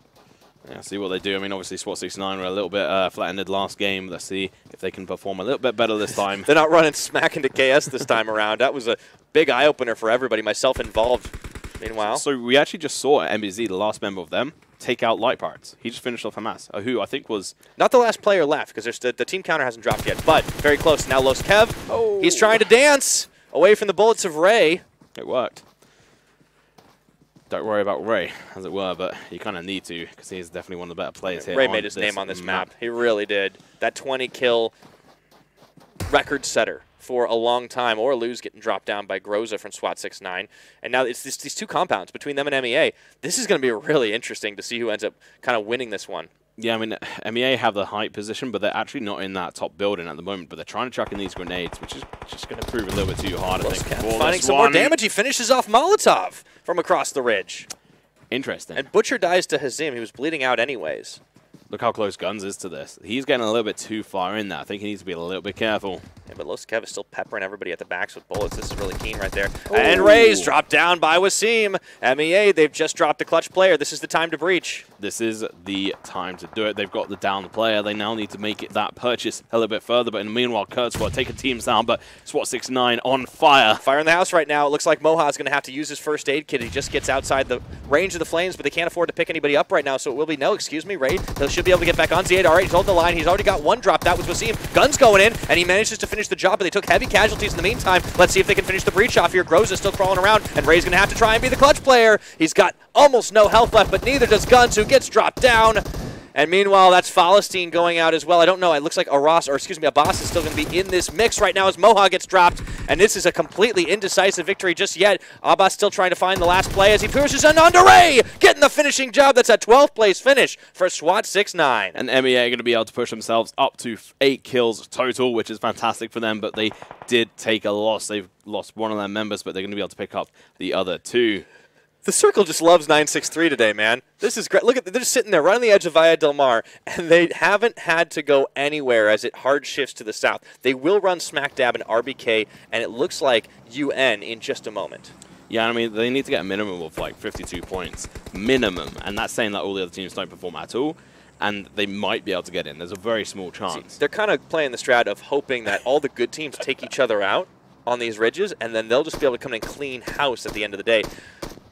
Difficult play here as Galiko tries to keep his head covered while still peeking well enough. Ooh. Nade, that would be pretty big as Koro's doing the 2-step over on Fazal, a little preoccupied with the last Light Pirates member. What was actually really unfortunate is that grenade could have been the answer to everything, but unfortunately it's going to undo everything because now they know that Galiko's there. They weren't aware of him before. Is he the last Knox member? I think so. I think him and Koro are the last members of the teams. Ooh, and KS still in the mix here. They actually find some of the 46 loot members. In fact, that's going to be them eliminated. It was off the screen. Maybe we'll get that in replay a little bit later on. Yeah, now RBK coming under fire from B52 from AM. MBZ go down in 10th place. That was a little bit unfortunate, but was just going to be coming in. I mean, Loskev lasted a lot longer, and I think he had any right to, given the fact that his team got wiped so early. He was still taking pot shots and getting kills, but it was only a matter of time before he drew attention of stronger teams. KS, full heal just about for them, and 7T, you're kind of driving off the ridge. Don't try this at home. And this is actually sort of proven why they're actually a really good team. So they're actually trying to rotate a little bit earlier. Rather than try to get the fights and get those kills, they're trying to shift, and that's exactly what they're doing. Koro drops. That's going to be an 8th place finish there for Light Pirates. Again, some of these teams that have only one player remaining kind of getting polished off at the end of the day. And now 963 actually in a good position to start taking a few shots at Kurd Squad, and it looks like it's Ebo that they found first. Yeah, they do actually have a team to the east right now. Team number 12. That's AM, yep. So they're going to have to be careful here. UN is going to be joining in with the fight soon enough as well as I think their last member's trying to approach. 963 do have a good position, but we've seen time and again that it's very difficult for them to hold, especially in third-party chaotic situations. They tend to get wiped by just one good, competent team. And Galiko, he's still trying to dance around and avoid the damage here, but 7T, while they rotated, they're still being able to hunt for him. They're going to just hope the blue flushes him out. Yeah, and it's probably going to be the most, sort of the easiest part on that front. Oh, VKS. They've gotten to the backs of 7T. They're probably going to be the... oh, Galiko drops control. All of a sudden, 7T could be in trouble. It's going to be Fazah. He's fired down on as well. Going to have to get back to the cover of the car. And Galiko is getting everybody. They're nearly eliminated. It's just Mr. 404i. I mean, Galiko finally gets taken down by Ari, but then Kurd Squad just clean up right now. They say, thank you very much. We'll take it from here. Knocks out in 6. What just happened? 7T, that was a terrible play. I'm saying now that wasn't the fact that Galiko played well. That was you guys playing terribly. Well, they just didn't watch when he did get flushed out. That's the crazy thing. No, but he downed one of their members, and they just didn't. They ignored him. So they got absolutely screwed, and they deserved it. They should, they could go out now, and I'd say they deserve it, which I think they have done. Tell me how you really feel. Yeah, I think they are eliminated in this game. Down to 13 players alive here. Wasim is going to open up onto the KS side, but he gets turned on once again. And yes, now it is time for the Kraken to be released. Let's see. Ari is knocked for the moment. Let's see if they can get him back on his feet. Yeah, he's only got 1 kill, but the Kraken could definitely be released here, mate. He could pop kills. Off here. 14 kills for Kurd Squad. Some of those stolen at the end, so they are so darn good today, man. They definitely have stepped up their game. Yeah, I mean, if Kraken performs well enough, they could actually just change the name to Kraken Boss. Yo, maybe that's what it's short for. Kurd Squad, Kraken Squad, really it all works, and Wasim does take a shot, managing to down Evo, but they clearly are outgunned this time around inside the compound, and you could just see those bullets lighten up the ridges as he tries to finish the job off, and he finds Ari, but he does not have enough of the shots. MEA will go out in 5th. And that was a really well-played situation from Kurd Squad. MEA trying their best to be able to recover from it, but it just wasn't happening, so 5th place is their home. And now we're going to be seeing Kurd Squad try to recover from this, which should be possible, but Kraken, he's actually just going to go down the hill. He's going to leave his teammates to pick up one another. He wants to secure a further position, and this goes to show that they have improved as a team, and now they want to get the higher placement. Yeah, no matter what happens at the end of this round, I think there are going to be a very large amount of happy Kurd Squad fans in the chat and all over the place. This team representing Iraq really kind of putting that country not just on their backs, because there's so many teams coming out of there, but they're stepping up into the high level of performance that we expected from them and the fans expected from them earlier on. Now we will see AM's B52 look to try and breach in. I think he's only got one teammate left, and B-Seal opening up his Kurd Squad have rotated down to the south. Doesn't manage to find purchase on most of his bullets here. Ebo is a little bit low, but he was already. Yeah, I mean, this is what I'm talking about with 963. They don't really have the firepower behind them. That's Kraken. And what's Kraken? B52 is down. He's going to be the only member remaining, only one member remaining, I think, of AM, and that's not quite knocked and finished, so AM go out in 3rd place. That was really well played. Now it's going to be a... Is it? Yeah, it's a 4 It's Kurd Squad 4 versus 963. We don't see this very often, and Escobar is going to be the first to fall. This is going to be a Kurd Squad round. It is theirs to lose right now. I mean, if they don't take it, then just get out of town. 963 do not have the firepower to really contend with a top team. Well, I guess one of the higher teams of Kurd Squad. They've definitely proven in their last game they can do it. This is good for 963, because it can only get better from here. If they do manage to clutch the round, which would be incredible, then we would see them pick up a chicken dinner, and they needed about 70 points. B-Seal does have a good angle here on a couple of the members who are kind of up against the blue at the moment. They're not the only ones, though. As you can see, B-Seal, he has the blue just right behind him. Kraken trying to open up onto a boot, very low on the health bars there, but this is not going to be the easiest finish, even though Kurd Squad do have the angles. They've lost Ari, their ace. Yeah, and they're going to be down to 2 players very shortly, because this blue is going to be cutting out this last player, Kraken, out on the side, because he's not inside the blue. He's going to have to rotate very soon. Yeah, 963 needed to cross over a little bit earlier, but unfortunately, they're going to have to rotate earlier. Ebo's on the front right now. Do they actually dare to go for that care package? I don't think so. No, that'd be pretty daring, but Kraken, he's trying to run across the open right now. Yeah, this compound is definitely favoring 963, I was about to say, but Kraken starts to pop off as well as Ebo. They've managed to finish off Abood. It's still 7. No, they've got him on his knees, so there's actually only 2 knocks, but that means there's 2 healthy members of 963, and if they rotate for it, that's going to turn it around. There's one kill. Number 18, or number 17, I should say, just picked up right now. No, it is 18. It ticked over at the last second. So it's a 3v3, truly. And it's saying so they could actually end up beating that sort of 20-kill mark, which is then going to be a high score for them and against a couple of other members. They can't beat the 28-9, but... I don't think Escobar knows Ahmed's coming. B-Seal does, though. He has to take the shots, but he's got no scope. He drops Ahmed down. That was a good play, but it was nearly his undoing. Now, Ebo kind of balls in his court to see if he can get his teammate back up right now, and there's still just 2 healthy members remaining. Ahmed might get finished off here by B-Seal. He tries to get back to the cover. He manages it. He needs to push in, and Escobar actually has to cross over. 963 needs to make a play right now, but still, you have to get off the top of this building, and the circle's going to be pushing in. Yeah, he's got to be an A-Seal here if he wants to take the win. I don't know why he doesn't play with anything on his AK. It's really unfortunate, and they need some nades against these guys. He has got the scope on his mini. Finds the shots onto Ebo. Ebo moves just in time, though. Very nearly getting knocked down, and he's still tracked here at the moment. Kraken trying to open up, but this cover just too good. They are managing to fend off Kurd Squad here. 963, they might just be able to do it. I mean, they've now only got 1 member left alive. Abu is going to go down. That's a bit unfortunate. Escobar, is he going to be able to try and 1v3 this situation? My goodness. It is Iraq versus Saudi Arabia here in this Final 2 on Miramar. It has come all the way down to the wire. 27-22 on the clock. Fan favorites Kurd Squad making a run in here, looking for Escobar. Can he open up? He knocks Ebo, but he's giving away his position here. Comes the breach around the side. They hop, skip, and they jump. And that's a chicken dinner for Kurd Squad. Unfortunately, Escobar decided to reload a gun, even though he had about 19 bullets left inside it, which was a massive mistake. And we're going to be seeing a fantastic victory from Kurd Squad. 23 kills for the Kurd Squad, and this is the promise fulfilled. They not only take a near win on map 1 on Vikendi. They also had so many kills. They now pick up a chicken dinner, and if there was any doubt that this team belongs in the top 16, wipe that off the board. They are very safely in, and in style too. The next 2 games, honestly, they could get back and relax, but I don't think they will. No, I think they want to go for the hard squad here. If they could go for the triple chicken dinner. It's never been done in one day. Go for the turkey, which would be interesting. And a second place finish. That's a decent bit of stuffing for sure. Exactly, all the trimmings. And, well, we're going to have a look at the highlights here, and there's going to be quite a few of them as well right at the start. Kurd Squad getting the early kills in, the first team to get a bunch of kills. UN actually doing a fantastic job against MBZ. They had no idea. They stopped the car up against the rock, and then they're like, everyone run away! Yeah, unfortunately, they hit the edge of the rock, and that's pretty much their downfall. If they hadn't hit that rock, I think they would have run him over.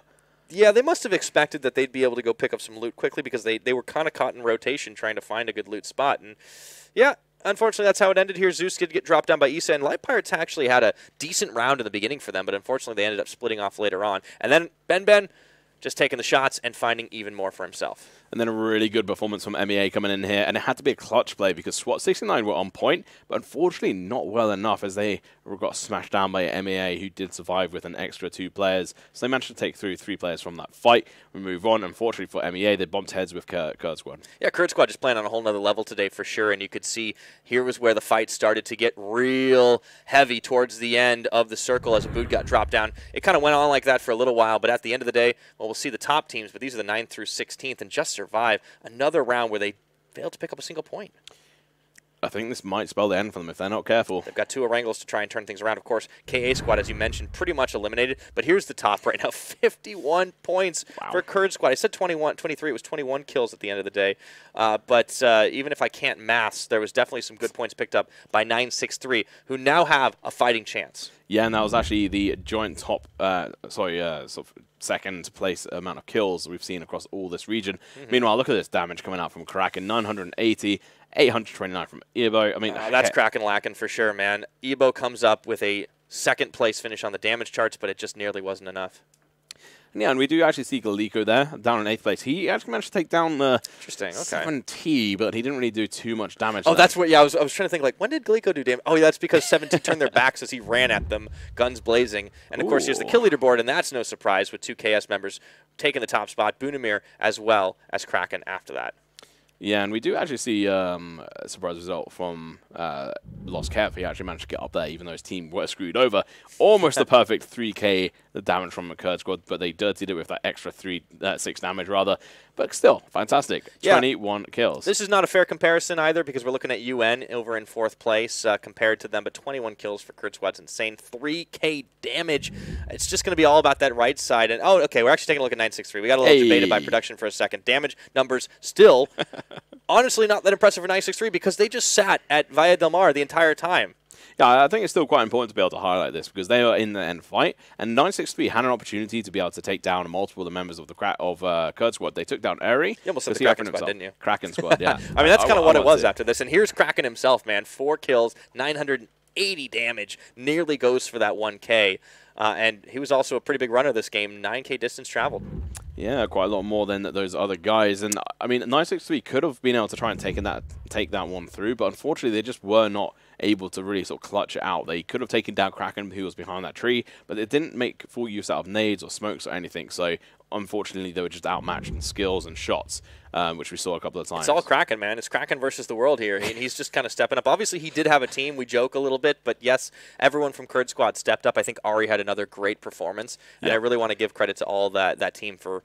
I mean, they're hunting for kills, but they're doing it in such an intelligent way, and I think that's the thing is like we're seeing their tactics really evolve almost before our eyes, and I think yesterday for them was a big wake-up call that whatever we're doing, it's not working. Hit the reset button, and now we see the results. Another chicken dinner. Here are the standings as they stand, and you can see tracking Kurd Squad all the way up into 6th place right now. They're threatening ME Assassains' position, and even that of Arab Madness if they keep moving up. I think this team could break into the top 5 easily. I think they definitely can, and I just want to mention SWAT 69. If they keep performing like they are, they're not going to take over the real deal. No, and that's you know, a little unfortunate. We thought at the beginning of the day that they had that chance for it, but I thought they had it. I thought they've had 2 horrendous rounds because they've taken early fights ill-advised against teams that are on their power level. Well, to be fair, they didn't take the fight to MEA. MEA took it to them. That's true. 100%. But then they full-on tried to sniff out an easy win against Kurd Squad, and then all of a sudden they realized they were tangling with the wrong team for sure. Meanwhile, down in 17th place, we see Just Survive United Nation kind of vying out to try and jump above some of the teams. HeadHunterr, of course, already been eliminated as they played all their rounds out. SMP had a decent run on Vikendi, but not on that last round, 9-6-3. They've moved a couple points up, but they need a lot more, man. At this point, they're going to need probably another chicken dinner to put them over the edge. Yeah, there's a lot of teams down here who are on the fringe, and Kurd Squad, like we said, not Kurd Squad, sorry, KA Squad can't actually make it through into the finals now, so it's a bit unfortunate for them, bit of a ripperino. The other teams have a small chance, but very unlikely considering the sort of current performance of those bottom-tier teams. Yeah, but we have seen with 9-6-3's case, good positioning performance that can definitely make the difference. We'll see if it will be enough. We have 2 more Erangels, and that is all for the semifinals. But first, we're going to go on a quick break. Don't go anywhere. We'll be right back with more of the PUBG Mobile Club Open.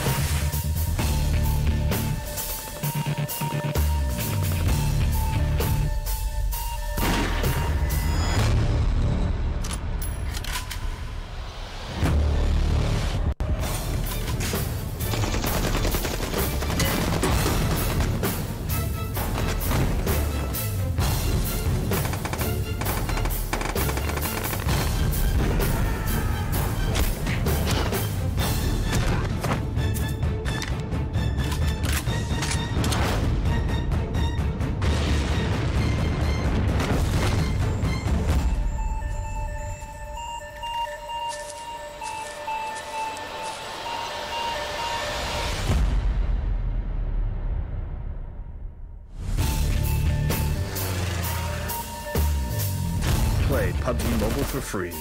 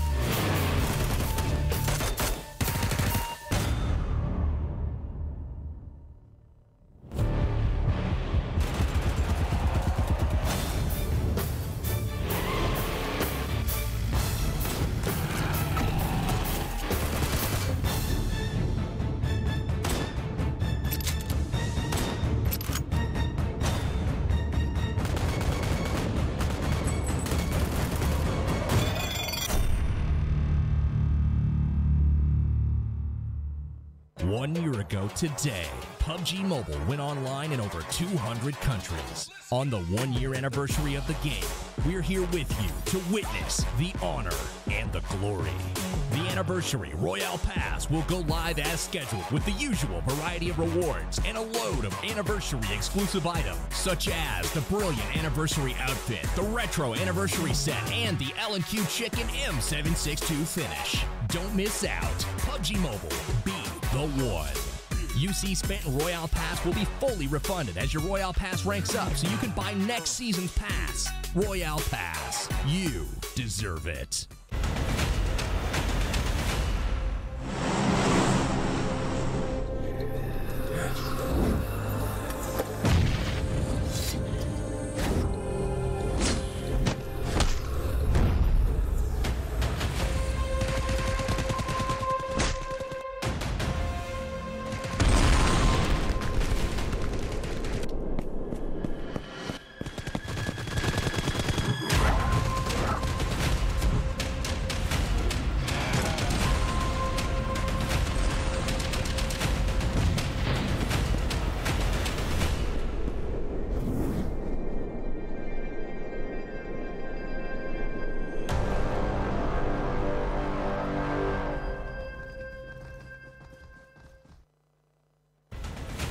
Zombie, Darkest Night, the newest mode in the zombie universe, is here. This time, the rules are different. No more parachuting, as players will be placed at random locations on the map when the match begins, and there is no single winner. Players must work with their teammates to spend one long night in the match and stay alive until the sun comes up. Waves and waves of zombies will spawn during each of the 3 foggy periods at night, and supplies should only be scavenged when the fog fades. The main objective is not to defeat other players, though this doesn't mean they are harmless. Players may need to work with other teams when necessary, but should also watch their backs in case the Fragile Alliance goes south. This will be a unique experience for every player involved. This new mode also comes with a passive skill for every player.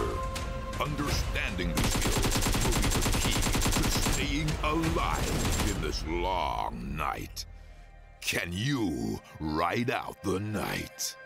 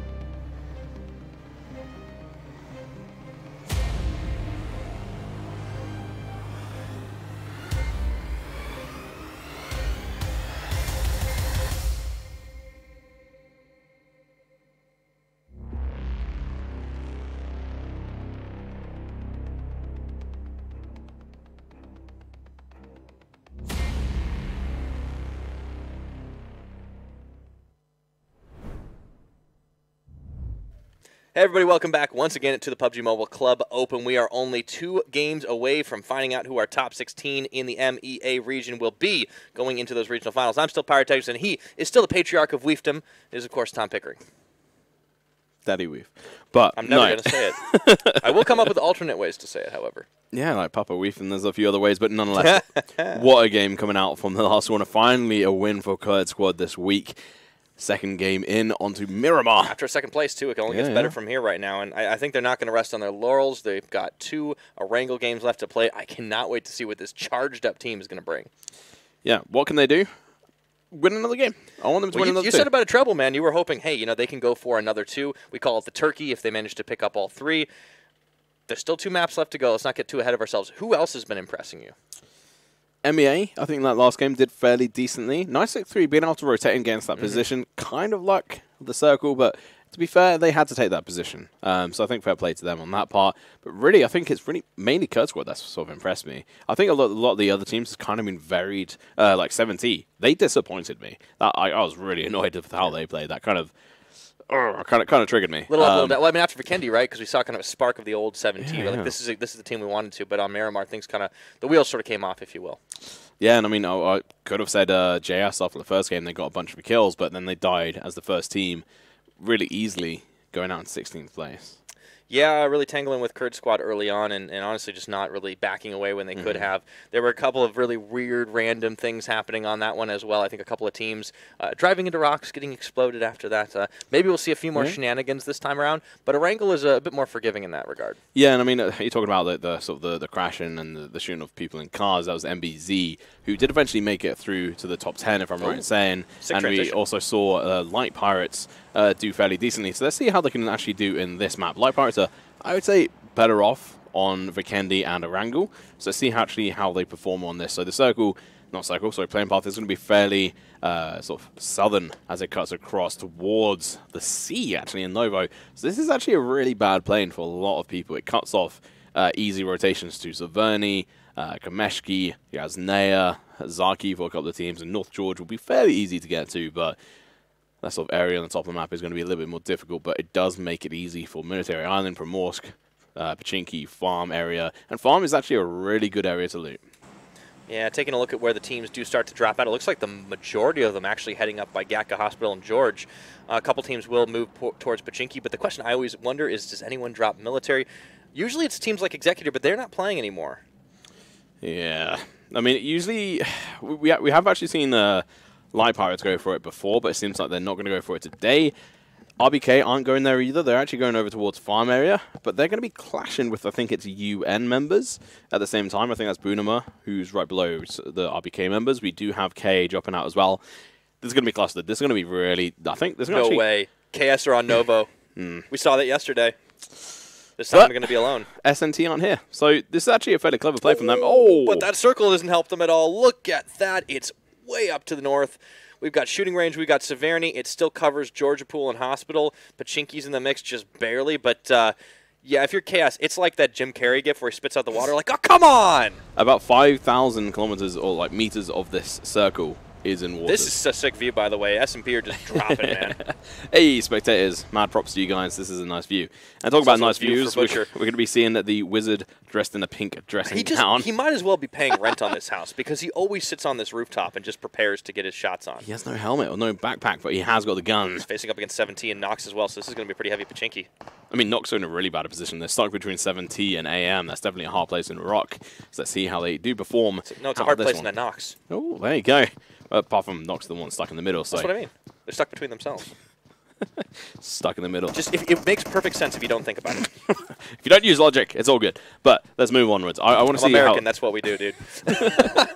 Don't get sarcasm and make bad jokes. Easy peasy. But 7T, can they perform in here? They've taken this area before, but not really that successfully. So let's see how they do. It's interesting that when TRD isn't in play, because they're typically that Pachinki team every single time, that it's kind of becoming a free-for-all otherwise. It's true. They did start moving to Yaznaya instead, but teams tended to fear them more.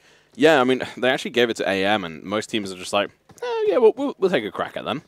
We don't mind taking shots at AM. We can try and survive, which unfortunately usually leads to their demise. And that's why TRD left, because they were like, this is not worth the danger.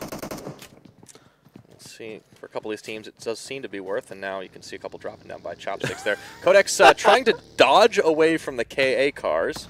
He's got a revolver. He's taking shots at. This is like a bad Western. Oh, good jump. Hey, better. All right, well, it looks like we're going to be coming back in for round 2. This is just on the outskirts of Mansion now, and weird flex, but okay. Oh, here we go. First-person view. Oh, no, he gets hit. And the camera guy as well. So Lost Ace is coming back in. This is the end, unfortunately, for Codex. The rest of S&P should be all right, but that was weird. A little bit unfortunate for that front. If you're going to be stuck out in the open, you are going to get screwed over. So it's actually going to be an easy kill for KA. One frag for KA, man. I mean, they need to start getting him somewhere.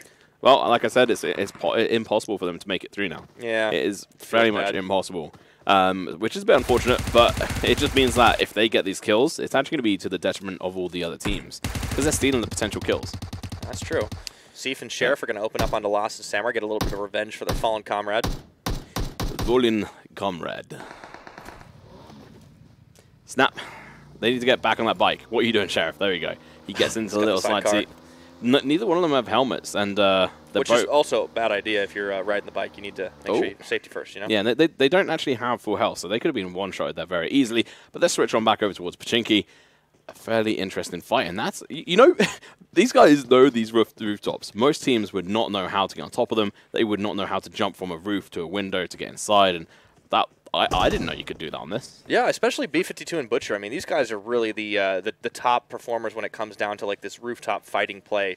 Really want to see what they're able to get done here as we are watching down Butcher's iron sights. Unfortunately, iron sights are not the main sights you'd want to be fighting with, and he's actually in upgrades. Yeah, he's in a little bit of a difficult position as well.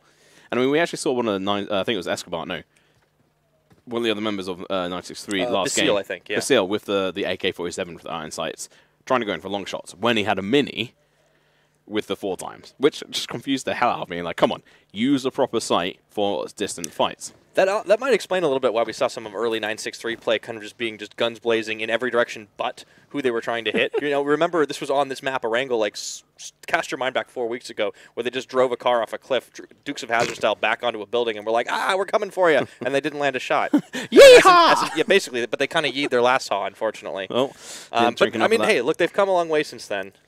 Didn't drink enough of that yeet juice, so they got yatted. Where were you going with that? I had no idea. You can tell it's the last day. We're going a little bit loony here because there's so much pressure on a couple of these teams to be able to make it into that top 16, because if they don't, they're going home. Can't afford to crack under the pressure, man. They've got to be able to keep it tight. And there was nade out there. It's going to find Reef. He doesn't get knocked, so very close here as Quiet opens up onto the door. And that actually, I think that's due to the fact that there's an issue with it not rendering, so I think that's probably why. He thought it was open, right? Yeah. So I think that there's still that issue that does happen. Or he could just be trying to break it down so that people can see inside it. Maybe he just hates doors. I mean, I don't blame him, I do. Explain yourself. I have no idea. You'll just see me headbutting the door later. Die, door, die. And you'll be like, okay. I mean, I'll understand at this point, but Quiet dropped Home down delivery. by the nade of Fazza. Yeah, didn't have to sign for that one. Just handed directly to Resident. And Molotov now looked to turn things around. Is going to be able to get his teammate back up. Yeah, hopefully he doesn't burn out on this one. He actually makes it through and picks up his teammate, which it does seem like he should be able to get away with. And Nox are seemingly a little bit quiet here. They're like... I mean, I think they're happy with this because, as you mentioned earlier, they were in a really bad position, but then 7T got distracted with AM, and they can just kind of be... I mean, Nox are this team. They don't always seek the fights out. They will be able to tactically retreat from time to time. Well, you know what's actually happened? Because they've stayed so quiet, AM and 7T have been fighting over them, and they've actually just got distracted. Now they're following each other sort of horizontally through this town. And they've moved away from Nox. Nox are like, thank God for this. We can actually potentially move away from this fight, which is exactly what they want to do. Because although they're in a safe position, they still need to try and get some more points. They're in 14th position, so not actually that safe. This is the thing, like, there are teams that can jump above them, but we are looking at the likes of, like, Just Survive, who haven't really been able to pick up a lot. There is a big point spread between the teams that are currently, you know, like 13th, 14th position versus the teams that are just below them. So they're safer than maybe it looks, but they are very close with some of the teams that are right above them. It's MBZ Falcons actually have the exact same number. And, of course, iKurdTeam, who aren't playing today, have 3 points above that. So it can only get better from here for Nox. Yeah, there's also... or I spoke too soon because Galiko's knocked down. Butcher, the roof hugger, has actually found them. Aluz is going to go down to 7T, actually. That was across the way. That was a big distance. For that coming through. Yeah, I think everyone remembered about Nox now, and Morzy trying to spray prevent the breach, but unfortunately it was already upon him here, and now it's going to be down to Ben to save the day as he takes down Quiet, and he will get the finisher, but I don't know if he's going to be able to pull off a clutch like that. I think you just got to start running in the other direction, partner. So what happened there was actually B52 came in from below, and we actually saw Butcher jump in through one of the windows and take them down. That was an insane play, but now for another one. Ben, he's got 5 seconds to go to try to get Orluz up here, and AM are running for it. Nox trying to make the most of this bad situation. Will they be able to pull it off at the end of the day? They do get one back up. He's immediately knocked down again. The elimination comes through, and Nox are out in 16th. And B52 gets both of those kills because he's looking through the window. That was such a clever play. AM, I have to give you multiple prop points for that one. You've played fantastically in trying to secure Pachinki. Now, Slam. TRD, not TRD, sorry, 7T. Circle shifts in. It's actually a little bit more central. Still available. Now we've actually only got about 1k total of water left in the circle. Not even that. Look at Light Pirates. They're split up at the northern end. We saw them at Zarky half the way. They're trying to play safe. Yeah, I mean, look, credit to them. I want to see if they're dancing, but we have more important things to look at, unfortunately. It is the firefight between 7T and AM. Yeah, so these guys, 7T are actually all over the place here. They've got, and I don't mean that in a bad way, I mean that in a good way, because they've actually got multiple angles, and this is something they have been good at in the past, but as long as Reef doesn't die early on. Yeah, and it's a far cry from what we saw of like maybe a week ago when they crashed into that compound. I think it was against 963 actually, and we saw this really wonky fight turn away from them. Fazad doesn't take fall damage there, and yeah, they've definitely really kind of gone back to the style that we wanted to see more from them. So it's been a little up and down. Last game notwithstanding, finally this is back to the game 1 play style. Let's see if they can knock AM out of Pachinki. Yeah, I mean Fazad really needs to stay on top of the rooftop there, but unfortunately he missed his jump, which really screwed him over. B52 going to wrap around the side. I mean, it's just about positional play. There's so many buildings. Yeah, I mean, right now, although they're in this circle, they're very unlikely to be in the future sort of last circles. They have to take that into consideration with rotations. Yeah, somebody's got to win the fight sooner or later, or at least seed the positioning for the time being. But 70 do have the numbers advantage. Remember, AM are working with 3 members for the time being. Yeah, and they have got that disadvantage behind them, but no one knows Pachinki as well as AM. I'm just going to say that now. I think that's totally fair. Out of everybody in our tournament so far, they certainly love this the most, and they've spent the most time here. Yeah, unfortunately, Fazad doesn't know his nades very well. He chucks it, but held onto it for far too long, and it exploded in the middle of the street. Did absolutely nothing, but makes him look like a clown. And Clown isn't even playing in this game. Yeah, on Executor. We've got some interesting names for sure, a couple of our players. Yeah. Let's see. 7T, they're playing a little bit slower here. They're trying to gain a little bit more of a sort of positional advantage. And we actually see Samurai die. Yeah, K's lost a couple of members. We have had a couple of skirmishes happening off the screen. But I think you're right. They were, they were playing Car versus Revolver earlier on with SNP. And now a couple of random things have happened with them. But as you mentioned, they're eliminated mathematically out of the tournament. So, you might as well have a little bit of fun on the way out. And, well, you know what? That's a game I don't suggest anyone to play with your friends. Car versus Revolver. Yeah, nobody wins in that situation. Wow. That's actually just a really bad game. I mean, it's quite interesting to think, but not very good. Meanwhile, MEA going to be fighting, I think that's Light Pirates there, so I think we might know who's going to lose that one, but we'll see. Well, Thanos is still up from SMP. He might be the last man standing, and he manages to get himself a loot crate. Meanwhile, there's a Light Pirates fight happening between MEA, and unfortunately, they already found Issa. Now, Hama, he's isolated. They split off from a couple other of their members, and apparently this is a good idea because now they're going to be down to 2, and they'll have to survive positioning-wise. Easy cleanup here for MEA. And we actually did just see one of the AM members drop by 7T. So let's go back to that fight on Pachinki. Let's flick back over towards Pachinki. On headshot by Butcher. We gotta make moves there. It's heating up. Let's hop on back over towards Pachinki, Mr. Producer Man. No, we're watching the drop. Here we go. Back to this one. So AM are down to 2. Butcher's a little unhealthy, but meanwhile, into this breach, it's a little bit difficult. Butcher comes rushing through, and B52 trying to get the finishing blows, and he might just be able to do it. That is 7T eliminated in 15th place. I do not believe it. And only 2 members remaining, but that's still 2 more than 70 you have, and that circle is going to shift up towards shooting range. We haven't seen this exact circle before, but we've seen similar ones, and now AM are going to have to hard shift up. This is why teams don't fight against AM on Pachinki. They're that good, even when they're a man down, and 70 did not learn that lesson. Now it will be Butcher and B52. They may be weakened, but for the time being, they're the kings of Pachinki. Yep, I mean, you have to give it to them. So 70 trapped themselves in at the top of that building, and unfortunately, if you do that, you are just screwed, and that's exactly what happened. They got punished. They did indeed. Thanos getting knocked to his knees. It looks like there's a couple SMP members still available as Los Kev opens fire. Here, it looks like that's by School. No, this is Severny. Oh, Severny, excuse me, way up north. Wrong S. Yeah, so the circle is going to be shifting away from this eventually, but they still have 13 seconds. That's not actually that very long. MBZ are good at rotating, even on foot, right? You know, they do love running across the maps, trying to take a couple of kills as they go. They've already got Thanos down. I think but unfortunately, they didn't go for the head. Ooh, Seafin and Sheriff are getting in a car, driving off into the sunset. Smart play. Just give up. And SMP know how to do this. They know how to avoid fights that they know they won't win.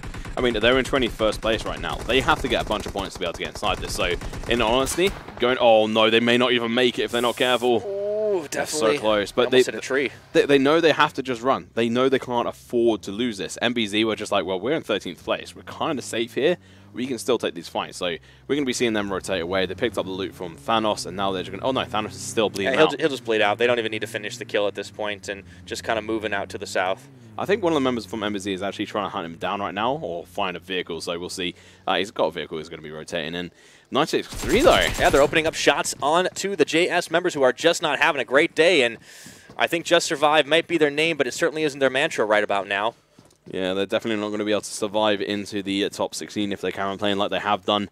I think this is still possible. They've still got 2 members in this game. They just need to get a few kills above some of the teams just behind them. But let's check in with 2 of our favorites, 2 of the teams that were very much towards the top at the moment. It is Kurd Squad facing off against SWAT 69. Now, we saw these guys on Vikendi, and it definitely ended one way very poorly for SWAT 69. Yeah, SWAT 69 are here. They need to try and take their sort of advantage back here, but Kurd Squad only got 3 members, so they're in a massive disadvantage. Producer man, switch back on over. I want to watch Kurd Squad. Ebo behind the tree. Let's see if they can make this breach happen. Groz is on the rooftop for the time being as the rest of the members start to wrap around to the right. They have to be so careful. One wrong move from all right. Kurd Squad could be the end of them. Oh boy, here comes Kraken moving in on the front. The nades were coming, but just not in time. Groza gonna move around. Meanwhile, he's trying to keep an eye on the back in case anybody decides to come in and third party this, but he's got to keep his eyes on the rest of the Kurd Squad members. Yeah, and we did just see Groza give away his position, but he's doing a fantastic job. He's pinning down one of the members. That means it's only really a 2-man fight from the Kurd Squad members. This is unfortunate. Oh, look at these nades. Groza's going to have to dance. He actually has to get down, and he's going to get knocked. And, man, shooting range is right. There's bullets flying in all directions here as we see the next circle coming in. It's MEA that are going to be inside of it. Yeah, that was a really good circle. There's no compounds inside this, I don't think. And now SWAT 69 losing 1 member down. He is down, but he needs to get picked up, which is going to happen now. But the push coming in from the members of Kurd Squad. Ari went in a little bit too fast. Got a little too big for his britches here, and Moha mows him down. So Groza, while he's knocked, Chaos are just down to 2 members. Ebo looking to breach in, and he's pretty low too. I don't know if this is going to end well for Kurd Squad, but they have to be pretty happy with what they've done so far. Yeah, unfortunately, they played a little bit too aggressive. Ari just ran him by himself, which was a stupid play. So too loose right now with only 3 members, yeah. Yeah, they need to play as a squad. When you're down so many members, you need to play a little bit more tight. That's kind of what we saw yesterday.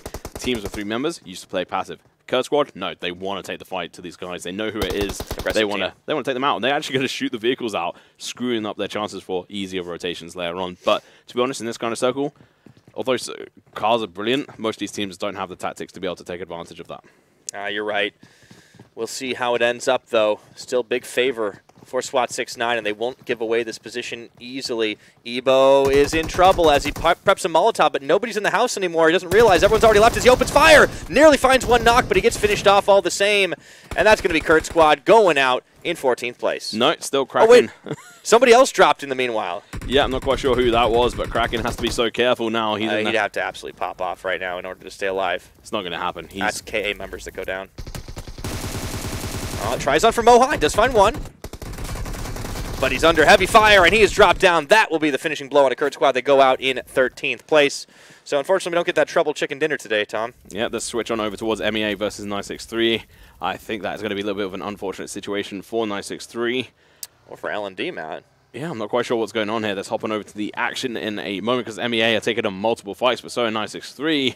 I don't know if 963 definitely want that one right now. Neither do JS. Remember, they can't afford to stay involved in these fights early on, as it looks like MEA are getting involved in it all, and SWAT 69 are going to be driving for the action. We've got some car fights here as we look at Loot 46, setting up on the outside of shooting range. Everyone coming to him. I think L&D went out in 12th position, actually. I think you're right. So that's a little bit unfortunate. I mean, if we have a look at the standings, we should actually be able to tell that that's a bit of a damaging blow to them because they're not inside the top 16 here. They're in 20th position after last game with 120 6 points, 127 points. Yeah, they need to pass up so many people here. Like Rush to Crush, Live to Kill, they're still technically in the 15th and 16th spots, even though they're not playing. They could get upseeded by some of these teams. So they're very literally fighting for their lives at the moment. As RBK, we'll take a look at them. It's been a quiet couple of rounds since we saw them go out a little bit early, but they're in a much safer spot, still in the top 10, currently in number 8. Yeah, and RBK actually only loaded into this with 3 people. A little bit unfortunate for them, but... This happened before. H-Mode didn't come in. Yeah, and he's definitely one of their better players, I'd have to say, so we'll see. But nonetheless, 46 Loot do have a healthy position here. They have this plane, and there's a lot of sort of defensive sort of ridges they can play from. Just Survive have 1 member standing, I think. Light Pirates maybe have 1. We'll have to double check on that in a moment, but he's so close to SWAT 69. That might just be spelling the end of him momentarily. Yeah, it's a good thing 46 Loot have so much cover. They're certainly going to need it for all of these intruders coming in. And the circle, we'll get to see where it shrinks down again. Tom, where would you guess? Central. I want to see it land very central. Force all right these on the teams. care package? Yeah, I want to see all these teams push in. Oh, well, close enough. That's good enough for me. And 9-6-3, this is the second game in a row we see a circle favoring them right now. So certainly feeling pretty good about their chances at the moment with 11 teams and 30 players still remaining. Yeah, and there's actually 3 buildings inside that compound. 4 MBZ members, of course. These guys are good at rotating. And that's the last member of KA. But unfortunately, that spandex is easy to see. Yeah, we've seen this from KA. Yeah, that's before. right. You heard us. He's going to shift in. He's actually got Light Pirates right behind him, so I think this is probably going to spell the end of him. So 2 members of Light Pirates, I think, are live right now. So we'll have to see what they do. But this circle is going to be pushing people towards an open area. There's going to be a couple of ridges, but most people are going to die very easily. We're going to go from 11 teams, I think, down to 7. The last dancing pirate, man. Koro crawling away. Might not even see loss at the moment, but he should be able to finish him up pretty easily if he does. Meanwhile, Escobar goes down as well. So the 9-6-3 members kind of realize everyone's rolling up on him, but I can't do much about it. They're dwindling down, but SWAT 69 were under fire as well. Rip is still up. There's so many teams with 1 player remaining, and as I say it, goodbye. Koro takes him out. Good job by the dancing pirate. Yeah, that was a good job, but KA may well be spelling the end of him if he's not careful. But unfortunately for him, KA have very weak shots, and he's just crawling through the ground. He's been spotted, I think. Aras, ooh, he drops Ray. He might actually be able to finish a few more. Unfortunately, he's still fighting from the blue. He's got to get in touch early as he finds Lost, just getting extra kills for his team. And he's just going on a mission right now. And his teammate has gone down. Aras is going to bleed out to the blue because unfortunately he decided to go for SWAT 69 instead of playing in for the circle. But he didn't really have too much of a choice. So I think good enough for him. But unfortunately, his teammate goes out and they go out in 9th place. Very unfortunate for him. His teammate dies to the blue. And we're going to be seeing 46 Loot chime in as well. They go in style, though. You have to give some credit to the last 2 members of Light Pirates to try and get a couple of those frags.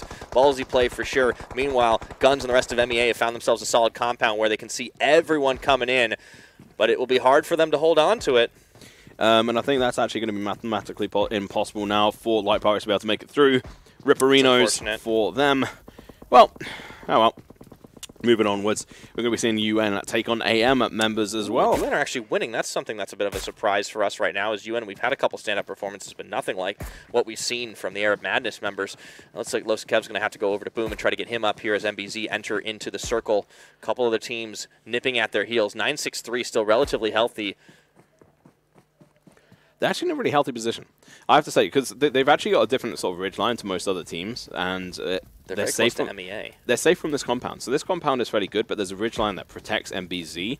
All they have to worry about is the teams that are going to be pushing up from the northern side. They can ignore MEA. MEA are inside this building. They're not going to be pushing outside of this. Yeah, exactly. Okay, here's the UN members. It's Hunter and Zeus going to be just up towards the outside, and a blown car is really all they have for cover at the moment. Next circle coming in soon. We see the last couple of teams, and it shifts just east of center. Yeah, east of center is going to be the issue for the compound 7 guys. teams still alive. SWAT 69 are down to Groza, though. I mean, you know what? Earlier I called it was going to be down to 7 teams, and that's exactly what has happened. You can't see through this. That blown car. Yeah, they can't get downstairs because, you know, well. We've seen this before. We have seen MEA. this. Oh, we have seen this on Erangel, in fact. Not even this exact building, but very close to it. It's a good strat, man. You crash the car, you blow it, nobody can go up or down the stairs. We have downstairs, you have upstairs. Cool. Just split the area, and 963 still trying to just stay alive in that situation. Meanwhile, those Kevs dropping down Alush right now, and that's one of the last remaining members of 46 Loot as they were going running. You can see only Moomin. Now MEA just kind of chucking as many nades as they possibly can into the downstairs area. It's actually a smoke. Oh, they caught B Seal. He's the last one from 963. No, they've got 2. It's a boot as well. Oh, where's he at right now? Right there. Ah, on to the right, and I'm blind. Yep. But so they're still alive right now, and that's good because they're in the top 6 now. Another team went out, which we didn't quite see. Looks like that was Moomin from 46 Loot, so that's a 7th place finish for them. Yeah, a bit unfortunate, because they were actually looking quite healthy. But unfortunate for them, RBK are on point right now with just 3 members. Meanwhile, MEA looking pretty healthy. UN as well, still alive. MBZ still kicking it as well on the northern side of the circle. Here's Zeus. He's opening up into the RBK members into the smoke. Doesn't have eyes on him, but what he does have is a good idea of where they might be. You could easily do damage to them, but meanwhile, MBZ have tried pushing up, and this was the wrong call. Yeah, not much they could do about this one, but they only sent 1 member forward. Unfortunately, now they're down to 3. As you know, basically, it's castle defense if you're MEA. Yeah, you have to be so careful, and so have UN. If as soon as they crest this hill, they're probably going to get shot from not only the guys in the buildings, but also the others. Above ground view right now. Those trees look a little thin. Good job, but yeah, no, good stuff here. As MBZ try to come in from the top side, you see Groza biding his time over to the left, and then of course UN and RBK contemplating when they'll breach in to this compound that's currently held by MEA and 963. And so MEA are actually going to have to jump off at the top of this building. They might expose themselves to a little bit of a difficult situation. Rasim has actually got a healthier position. He's in a different building, which helps MEA with their forward position. Meanwhile, UN are still trying to hunt down that of RBK, who are snaking it through the grass. RBK very slowly getting in there. BCL does get dropped down. Nicely done by Kevlos, but he has to get back behind the trees, down to half health before it can even happen. And Falastine has him set in his sights. Wrong players. They need to take down MEA, not 963. 963 are the team that will help you in the end take down MEA, and MEA are a team who can be a huge enemy. They have such a strong position where they are, and we've seen them win these kind of games before. I think we might just see that happening again. But Groza is still alive. Care package in the middle, man. Well, we called it. Yep. Seems like it's going to be the case. Drop down once again. Falastine still keeping his sights on Kevlos, and Kevlos is going to have to move sooner or later. This circle really good for this last compound, and it really just comes down to who's going to have the castle at the end of the day, who will sit on the seat right in the middle of it. That's actually, so Groza's dead. It's actually going to get dropped down, so we're down to 5 teams. All of a sudden, SWAT 69 loses their last. Yeah, so we've got, SWAT 69 going out. A little bit unfortunate for them. We'll have to see what they could do going forward, but meanwhile, MBZ going to be reviving up their teammates here. 6th place. Ugh. Best finish for SWAT 69 today. And we won't see them challenging for that tippity-top spot, but they will pick up a few more points for that one. Meanwhile, Falastine keeps his intervals covered right now. Hunter and Zeus trying to keep cover, but they're taking damage from behind these rocks as RBK come to push in. Yeah, and so RBK are going to have to push hard because MBZ are now going to be creeping up on them. Zeus and Hunter are in so much trouble right now as the nade comes out a little bit too far on the bounce. But the blue keeps on coming. This is going to be trouble for UN. Falastine keeping an eye on downstairs. He knows the 963 members are still down here. 963 tiny angle could easily get the 2nd place by default here. I just need to stay safe right now, as that's a big old spray out of Hunter, but he's in the blue, and RBK will finish him off down in 5th place. And so we're going to be seeing MBZ members try to run across the open. It doesn't work. Script. He's been spotted. Oh, boy. Trying to keep his head below the bullets right now. His Script moving around. Los Kev already been dropped down. That's going to be MBZ out. That's a 4th place finish for them. And now we're going to be seeing multiple members from RBK going to get spotted by Falastine, I think. And now we're going to be seeing that the slaughter, the lambs, they've shown up. And unfortunately, it's not their day. Yeah.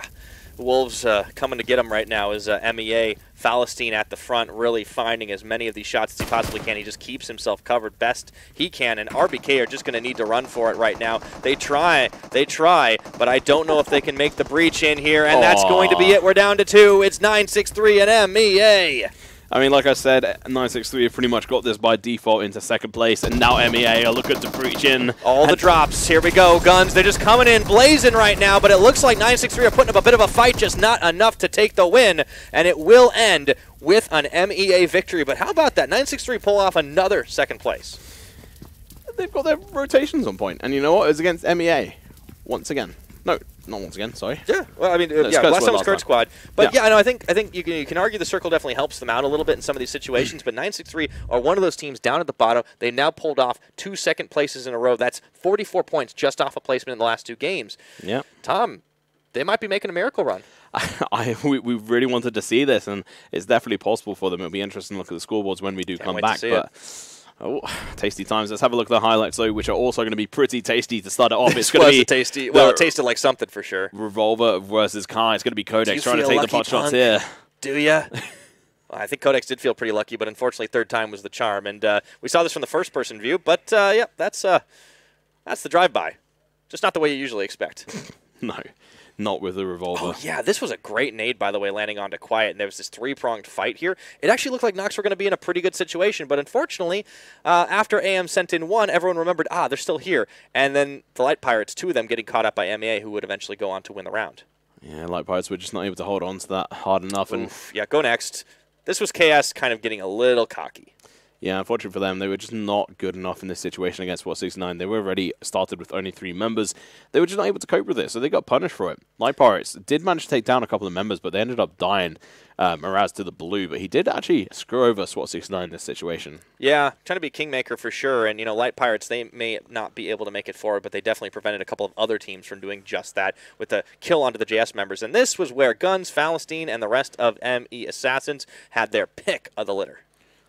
Yeah, and MBZ trying to make it in here. They actually take down from BCL, which is a bit unfortunate, because he's like, what am I doing? What have I done wrong? Leave me alone.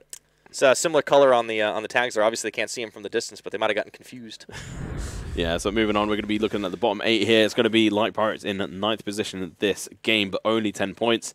It's not good enough. They're now out. Man, 15th place. They didn't not fight. They should have fought. Or they should have not fought. That's the thing they should have done. But 963, they got by not fighting for the most part, getting 4 frags in addition to the 22 placement points. That puts them at 26, of course. ME Assassins with a whopping 43, thanks to their chicken dinner and the 13 frags they pulled off. MBZ Falcons and Arab Madness not looking too bad, though. Yeah, I mean, RBK doing a fantastic job there as well. Moving on, though, let's have a look at the damage here. It's fairly healthy for most of these teams. MEA at the top there for most of the placements, apart from the first place. That's going to be MBZ. Lost Kev coming in. Yeah, look at that. The damage number's actually still in the top 10. We still see Mohan Groza from SWAT69, despite the fact that they got taken out before that final fight. Yeah, that's pretty interesting to see that they're able to maintain that damage ratio for themselves.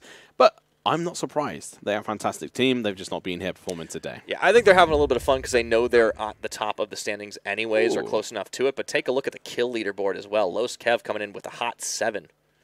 Yeah, and I mean, MBZ still managed to get a healthy position there in 4th, if I remember correctly, which is pretty decent. And they also get a bunch of kills as well. So yeah, they were already pretty hot when they came into that circle. It's just, unfortunately, when you're dealing with compound versus open air, it tends to be favored for the team that's holding out, right? And unfortunately for them, they kind of stuck around the area for too long. They needed to shift a little bit harder round and try and take them on. But let's have a look at 963 versus MEA. They earned it, man. We finally get to see 963 in the head-to-head. Unfortunately, it's going to not go in their favor versus MEA 6-1. In the kill department for those 2 players. Then, of course, Yznea was not actually in this game. It was Wasim, because this 963 loaded in with 3, I think. I think so, yeah. I think they must have done, but we'll see. Aboot, he gets 300 damage but 0 kills. Yeah. Meanwhile, Falastine 300, only 2 kills. This is almost the same exact damage, but yeah, he does get 2 kills and a headshot at the very least. The boss comes in with 1 for himself. He has a lot of damage. Basile, he puts away 200. I mean, again, 963, they've not been, like, by any means a team that has been in, like, the top 15 for the most part, but they might just sneak in because we're seeing them level up based off positional play. We're seeing them play just a little bit better each time. They're obviously not in the top 16 here because these are the standings as of the end of that game. MBZ Falcons move up into 9th place. You can see, of course, that SWAT69, they just creep up the standings a little bit because they didn't get too many kills or too many points off the back of it, so S&T and Real Deal still above them. ME Assassins in a 5th place position with 289, AM in 4th with 305. 46 Looted moving on up as well. Yeah, and I mean, RBK overtaken, I think, Kurd Squad, because I think they were actually below them before this game, if I remember correctly. And like Kurd Squad, we thought they would be in top 5 at the end of the day, but if they keep playing like they have done, maybe not. We'll have to see as we go further down. Just the top 8, but as you mentioned, yeah, Kurd Squad's still there. They actually still have a chance to leapfrog RBK, who've done a little bit better than them in the last couple of rounds. Well, a little bit better than them in this round, not so much in the last 2. But with 1 more match to play, you see there's a chance for a couple of the standings to still shift. I want to see how far off after that round 963 are from the top 16. Yeah, we'll see that right now as it comes on our screen. Soonish. Never mind, it's in the next one. But yeah, so you see that Rush to Crush still 16th place with 151. Live to Kill, of course, as well. And 963, they're just 2 points off. All they need to do, they need to get 2 frags or just not get last place. If they go out straight away, I'm going to be so sad. Technically, Just Survive can do this as well because, unfortunately, they've been getting very few points. But if they pick up maybe 10 in this final round, they should guarantee themselves a spot in the regional finals. This is really exciting. It's down to the wire for the teams like Live to Kill. Well, Live to Kill are out, but it's down to the wire for the teams that are just in the 15th and 16th place, like Rush to Crush. It's going to be right down to the very wire. They have to count on these players going out right at the start, which is unlikely, but we'll have to see that next game. I mean, 963. Can't wait, man. my hope is with you. I really think you can do it. But so much on the line here in this bubble. It's going to be great. And if you've missed any of the action so far, want to see how the teams get here and who's on which squad, you can go ahead and go to our website at clubopen.pubgmobile.com for all that information, including up-to-date standings. So check it out so you don't have to miss any of the information. Easy peasy, lemon squeezy place to find them. And if you want to find the highlights, there's also an easy place to find them. It's going to be YouTube. Yep, YouTube.com. That is, of course, the website. And our channel is PUBG Mobile Esports. Make sure you smash that subscription button. And ding-dong that notification bell. Absolutely. It is going to be a fantastic finish. But before we get there, we've got one more break to go. Don't go anywhere. It's going to be an end to remember. We'll be right back.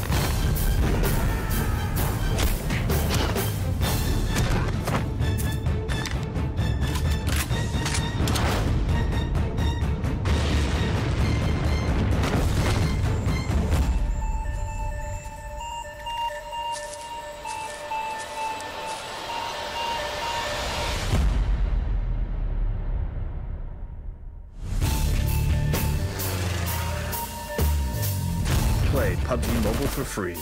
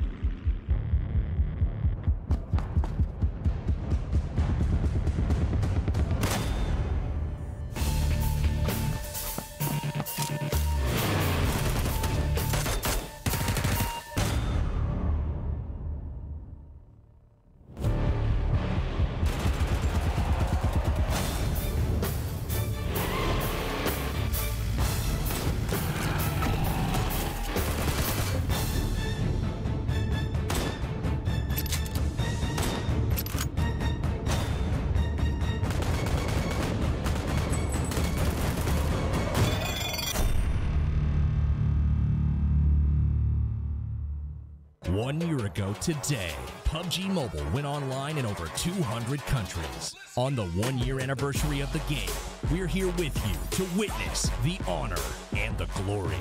The Anniversary Royale Pass will go live as scheduled with the usual variety of rewards and a load of anniversary exclusive items, such as the brilliant anniversary outfit, the retro anniversary set, and the L&Q Chicken M762 finish. Don't miss out. PUBG Mobile, be the one.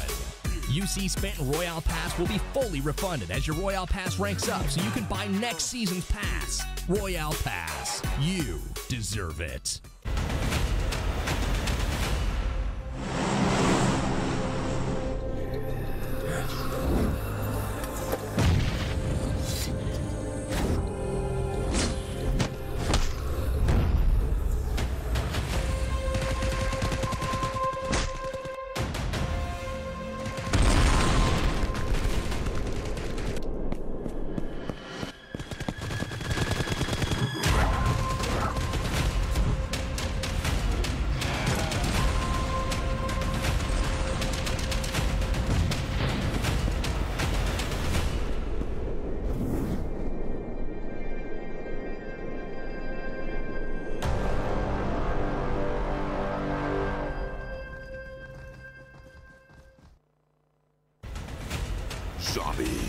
Darkest Night, the newest mode in the zombie universe, is here.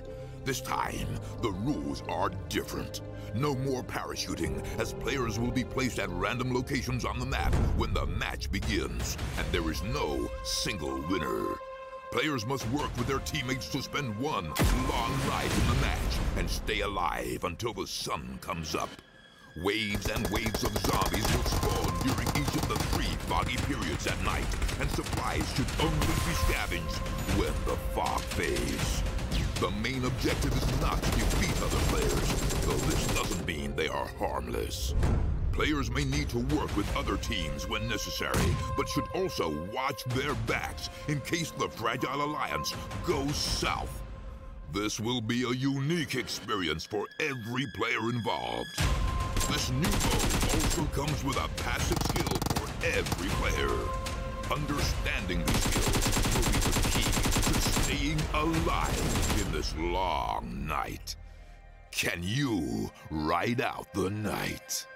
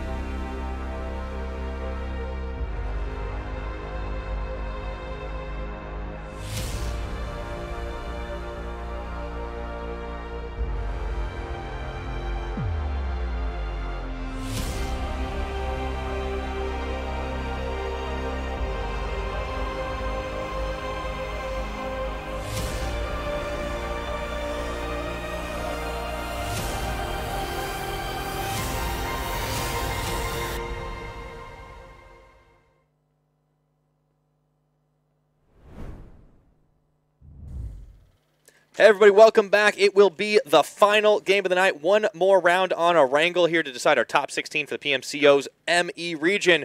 And the regional finals will be coming up after that, of course. So, I'm still Pyrotechnics. He's still Tom Pickering, how are you doing? I'm pretty good. Throwback to the long drawn out Tom Pickering. I give you like a medium one for sure. Mr. David, yeah. That doesn't work, man. There's too many syllables in that one. Yeah, no, it's been such a journey, man. The last couple of weeks have been great. It's been awesome to see these teams in action, and I can't wait to see who will be our regional finalists. There are still some teams in the hunt to make it happen. A couple of squads that really need to step it up at the end of the day. We're looking at the likes of L&D, SMP have an outside chance. Very slim. JS, they could do it. They need about 10 points to make it happen, but they've not been getting that many each round. Yeah, and then the surprise contestant is going to be 963, so let's see where they go. But first of all, let's look at this plane. It's very similar to the last one, but this time the end isn't in the water, but it's very much a mirrored version of the last plane, and it's going to be from Milta down to Primorsk.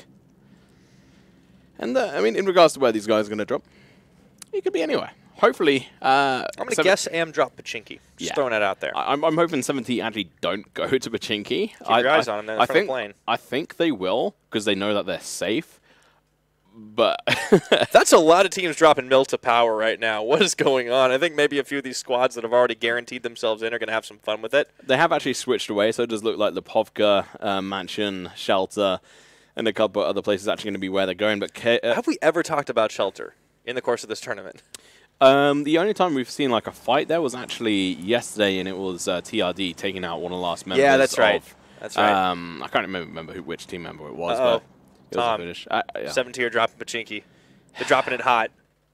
Talking about dropping it hot, look at those hot stylish feet. Make sure you go and purchase one of these from the PUBG Mobile store. Nice call out there, my dude.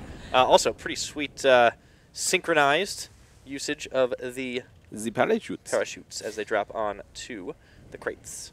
In Nova. Directly on a military base. Yeah, so the Kurd Squad have liked Nova of late. They've had mixed results on it for sure. And again, the circle. Kurd Squad are just like, really? Kurd Squad aren't alone. Yeah, they're not alone. There's another team there. It looks like KA? it is K. No, KA are over to the southwest. Who else dropped there? It looked like the name was KS. What other team has S in it? No, it was No, Just Survive, because they have a different color scheme for sure. We'll check it in a minute if we can get that map back up in a little bit when we see the circle shrinking in.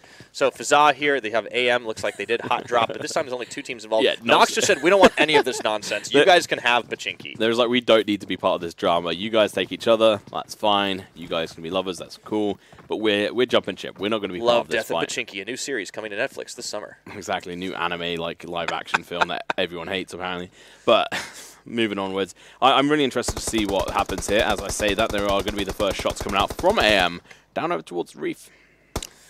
Well, let's see if 7 Reef team can come in and back him up.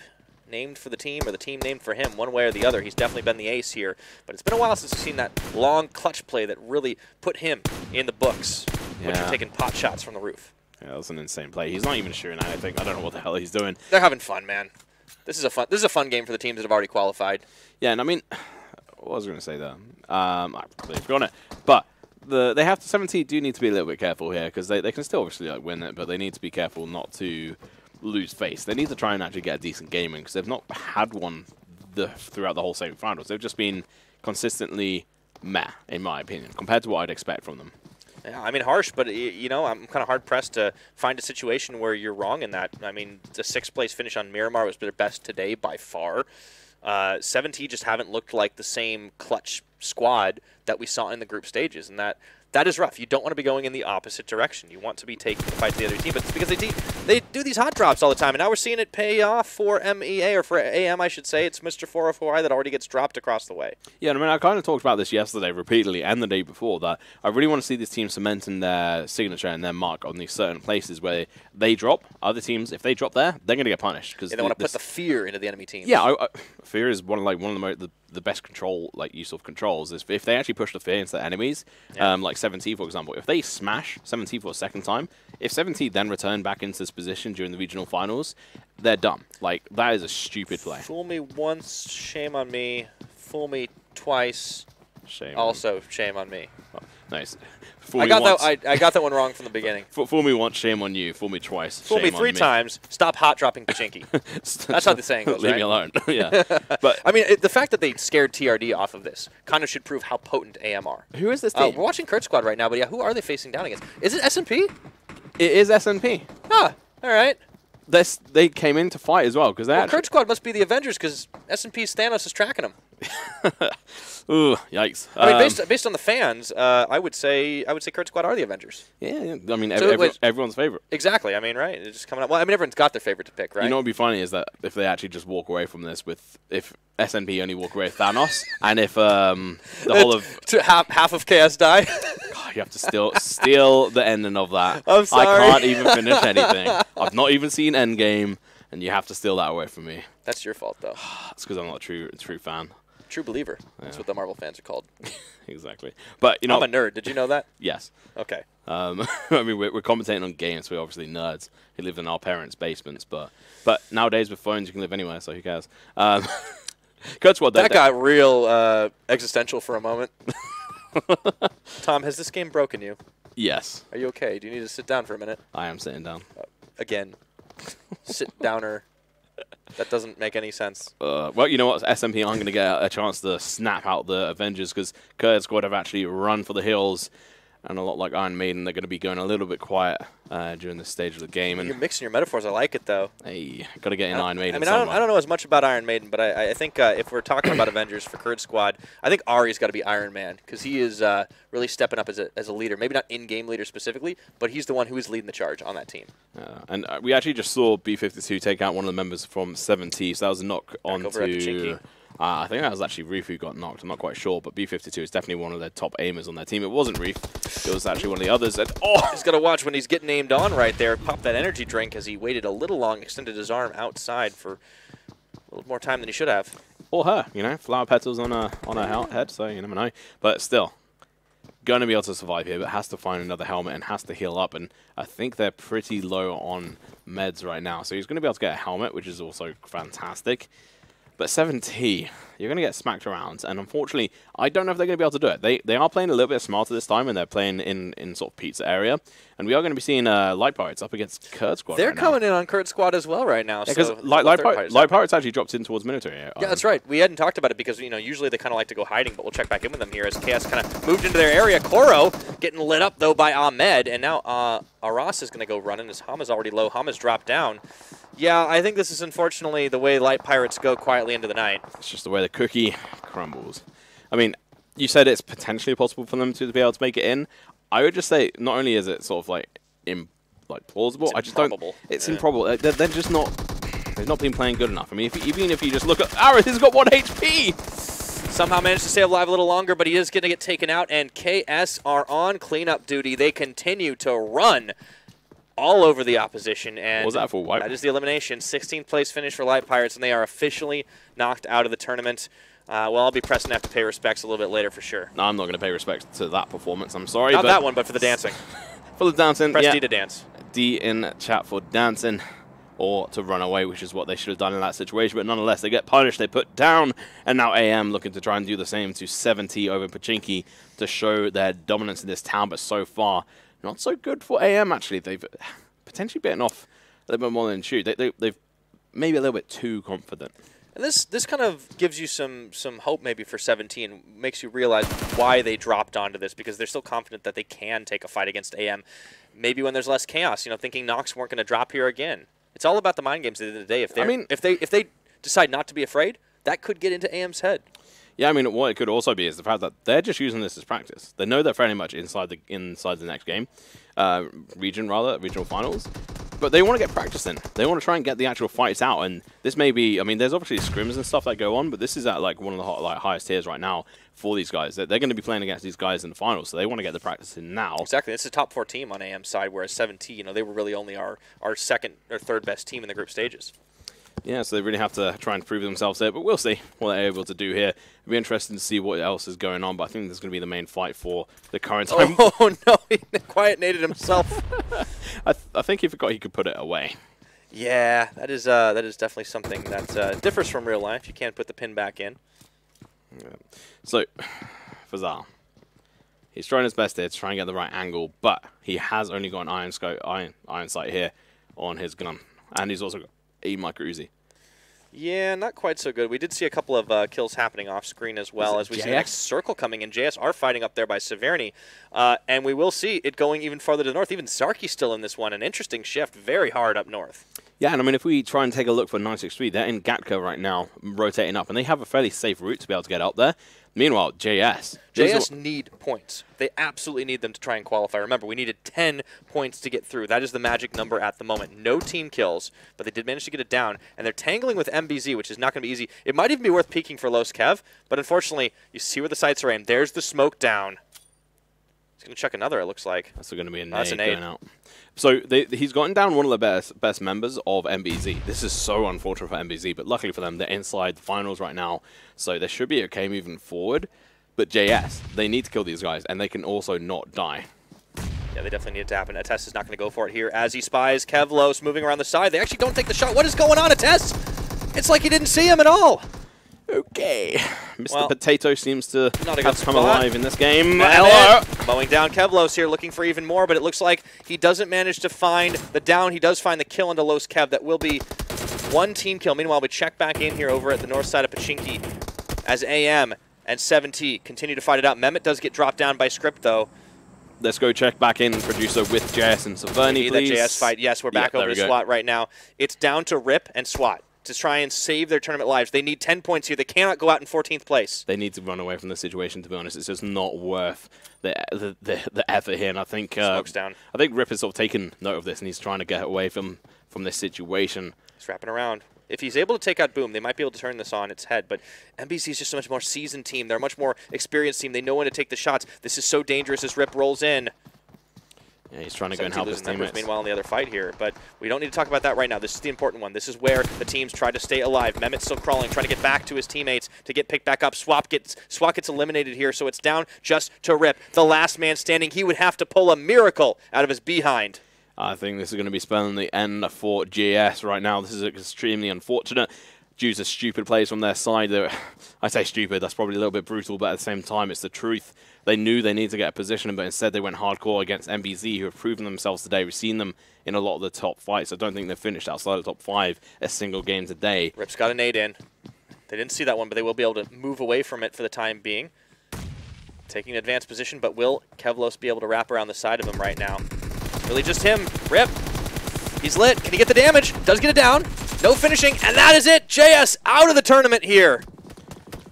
Now we're actually going to have SWAT 69 looking to join in on the fight. A little bit of a distance shots are coming in from them, but they do actually manage to get the finish onto EU Boom, rather, to Boom. And now it's going to be last 2 members for MBZ. I got to tell you, man, Rush to Crush right now have to be thanking their lucky stars that just happened. However, 963 should be able to upseat them. I think iKurd are kind of the next team to watch, but there's a pretty big separation in points there, so they should be relatively safe. These are the teams that haven't been playing obviously today because they have already played all their rounds. We'll take a look at where this next circle happens, and we've got a Georgia Pole circle.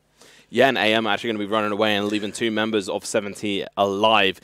Once again, just proving that you should not be trying to face off against these guys. Ooh, 963 just over to the east of that new circle in shooting range. They'll be starting to make moves here. But 46 Loot, they're perfectly happy. They can kick back, relax, you know, start whipping themselves up some margaritas because it's beautiful in Georgia Pool this time of year. Yeah, even if it is the northern side of it, it's nice and sunny, like it has been in Ukraine, actually. It's been fairly nice weather. So, it's been good, you know. yeah.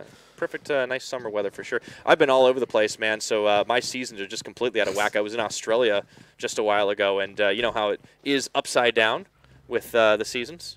So I had summer during January. Yeah, that's sort of weird to me. But either way, talking about weirdness, let's have a look at SNP. They're right next to KA, and KA, it's impossible for them to be able to make it through. They can still definitely ruin SNP's chances, because remember, SMP are one of those teams that are trying to make it in. They have an outside chance, especially with Just Survive dropping right now. All they need to do is get over 151 points in total, which means they need basically about 30. So, like, this is still a tough task. It's like 25 is what they need right now. Codex is going to be lit. So, see if he chucks that Molotov, and big move in from Kurd Squad, just ruining the chances of SNP, and I think they are about to get snapped out of existence themselves. Yeah, they still have 2 members left alive. Kurd Squad saying, well, you're not going to snap half of us out, but Thanos is looking to turn that on his head. He jumps off the building. Well, he took down a couple of Avengers with him, it looked like, and he's going to be lit. That's going to be the end of Thanos. It's Sheriff running for the hills right now, trying to save his position as Muhammad tries to keep him under fire, and he has just left his team for dead here at North George. Luckily, even with a 6-time scope, it seems like Muhammad is a little bit of a bad shot. Not able to land them onto Sheriff at all. I think he might have hit him once in the little toe or something, but that was about it. Kurd Squad surviving. It only does 1 tick of damage, unfortunately. Little toe, not big hitbox. A little toe of damage. 1 finger of damage. But we'll see. Samurai still alive here with his team. They're inside this building, but unfortunately they've taken shots towards Kurd Squad. It's Kurd a shame Squad know where they are. They're playing so well, considering they're already pretty much knocked out of this one, and you could see that the play zone ended up killing Reef. This is what happens when you stick around in the blue for too long. And yeah, here's Sheriff again. Was that a wipe? I think that was a wipe on 17. I think they're out. Because, yeah, we're down to 13 teams, and I don't think anyone else was dying at that point in time. By the way, it's worth pointing out, KS started this map on Military Island. Yeah. And now they're at North George. These guys travel. I mean, same as SMP, but unfortunately SMP, they eventually faced heads with Kurd Squad, and Kurd Squad were a lot more, far more prepared must have booked with the same travel agent, I guess. Looks like we'll get a airdrop coming in here, and there's a Groza in that package, but only team around is 963. K's Muhammad does get dropped down, so the fight starts to turn as you see L&D. Again, another team kind of with an outside chance, but it's just so difficult for these squads. Like, they just haven't been playing, like you mentioned, they haven't been playing to that level. L&D, pretty much the only one left to have even a reasonable chance to do it. They would need to get, honestly, about 20 points in this round to finish it. And that is another circle coming in with a lot of open area. Yeah, so we're going to be seeing a couple of points of contention here for a lot of these teams. They're going to have to shift up further north and into the circle. 963 have done it, by the way. All they had to do was basically not be eliminated in the first 3 squads. Yeah, and they've done it, so they should actually be able to make it through. And that's a big surprise result from one of these teams that has actually been consistently one of the worst. I think they've always stayed above KA, but they've always been in the sort of bottom 20. If they make it in, and it looks like they will, they would have the lowest amount of kills out of any of the top 16 teams outside of IQM. And you know why IQM have low kills? Because this is a team that when they group up, they don't really do anything. They just basically sit there, and then when they split off, they manage to pick off kills. That's where the majority of them come from. Now, 963 do lose 1 member here as they try to rotate in. We'll see if anyone else goes down, but we are watching L&D kind of taking the car battle here into MEA's territory. And 963, they just kind of stuck with one another once again, and it's an all-out free-for-all here as Faker gets dropped to his knees. Drugs goes in for the breach, but they do get taken out. L&D, it was a wild ride to try and make it happen, but they end up losing at the end of the day. And that will be them out in a blaze of glory. Yeah, and we're actually going to be seeing Faker killed by 963, and now it's going to be MEA versus 963. 963 with 2 members standing. Actually 3, but the seal is so low and health is so ridiculous. Yeah, team kills are going to be important too for 963 just because a couple of them would be enough to really push them over the edge here. Yeah, I mean, they've already got it. Yeah, should be just about it there. And Guns is going to get lit up as Kurd Squad come in. I think this is actually potential for 963 to be able to survive far past MEA unless MEA actually pushes aggressive. They just got to be quiet right now and let MEA kind of absorb all the damage. BCL does get dropped in the crossfire, however. And Kraken is going to go down as well in the meantime from one of the members of MEA. I think it was Wasim who took him down. And now MEA looking to push up into the top of this building. Yeah, they might have to come in onto 963's territory, but they know that's going to be a difficult prospect while still being shot at by the members of KS here. You mentioned that down, but it looks like Ahmed's going to be able to get picked up. Kraken, rather. Yeah, Wasim needs to use a smoke here. He's going to be able to loot up a little bit, I think. There you go. He is actually going to be able to pick up a couple of things, extra meds, maybe some extra bullets. He picks up the M4 instead. Good positioning. As he gets down right behind that crate. Apostas get dropped by Ebo here. Now KS, they got to be feeling themselves at the moment. They can breach in under this one. Maybe let 963 do some of the dirty work for them as Wasim. He lights up Ari on the front line, and he drops down Wasim right now. Great job by him. Ebo taking down Guns as well, and the Kurd Squad will not be denied. 9 kills for these boys. Kraken's just driving the getaway vehicle.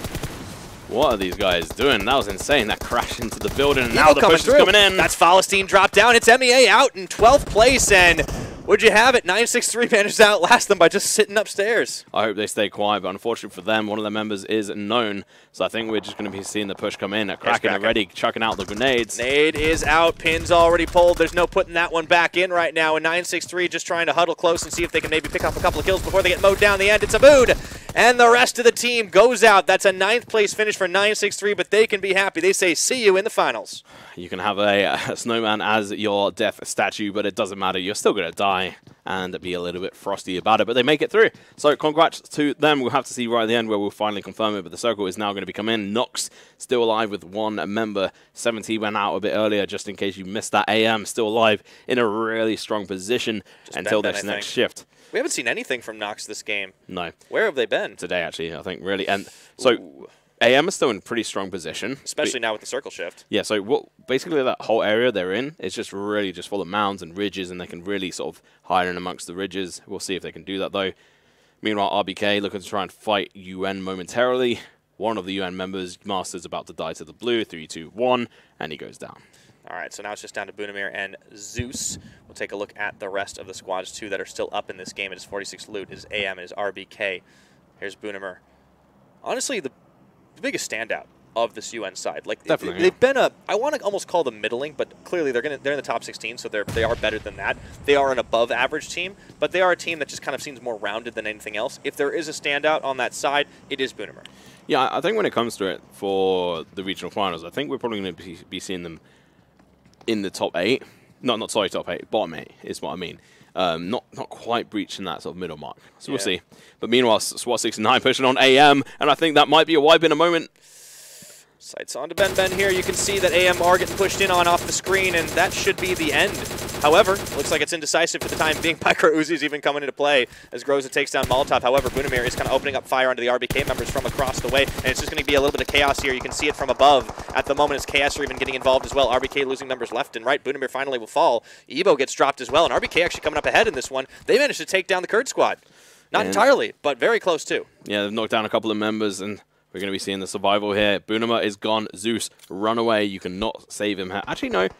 He might be able to crawl inside this. I'll give you that. A lot of smokes down. He was using everything to try and give Bunamir some cover right now. Ben picks up Ebo, chucks a regular grenade as well. HeadHunterr killed there, but it's going to be Butch, the last member of AM. Ooh, very close to falling right now, and he finally will. SWAT 69 mows him down, and the credit goes to Ray, the clutch player from SWAT 69, who are coming in hot here as they eliminate AM out in 7th. I think that was with a micro Uzi as well. 46 Loot, though, going to be joining in. Groza is going to get knocked. All right. He does indeed, but decent bit of soft cover for them to try and work with. Not a lot of teams at their backs here. And it looks like that will be Ben eliminated, which means Nox are going to be out in 6th place. And, you know, they have a little bit of time. We'll see before the regional finals what they are going to be able to deliver, but that is going to be the end of this round for them. I think this is where SWAT 69 are going to be able to get their chicken dinner from. If from all the games, this is their best one so far. Yeah. This is the first time they've made it into the top 5. I think Kurd Squad, though, might be able to really face them off. That could be the top 2 in the end of the day, but once again, look at this silently. MBZ coming in here. Positioning-wise, SWAT 69 have a healthy one right now, but moving into the next circle, everyone's probably going to get screwed here, apart from one team. Or, if it hard shift down to the south... Ooh, well, this kind of split the difference, actually. I think you're probably right, though. It still favors SWAT 69, but everyone's going to be making a break for it, as the 46 Loot members hiding out one of these last few houses across the road is UN. They're still encircling that back compound. Somehow, in that building, they're inside the circle. It hard shifted, and it's touching the blue. Just barely. It's actually really good for UN right now. And they all the way. By the way, even if they get breached and wiped, they've still got one member outside. It's Hunter. You can see off in the distance. Yeah, somehow. Meanwhile, Kurd Squad trying to. They know it. Yeah, Kurd Squad trying to make their way in here, but one of them has been down. Ari is down. Oh yes, indeed. But the grenades from Kurd Squad could do it. Kraken's fairly decent with the aim in here. Yeah, not to mention Ahmed still being up in this one. Let's see if they get their teammate back up. Bunamir does get dropped down by Moomin from across the way as they moved just to the window. Unfortunately, they get lit up by their next-door neighbors. Not very friendly, not very neighborly of them, but we'll see. No, definitely not on Erangel. It's a dangerous place. SWAT 69, I've heard these shots in there coming in to investigate, which is always good, but also quite bad. They might end up in danger.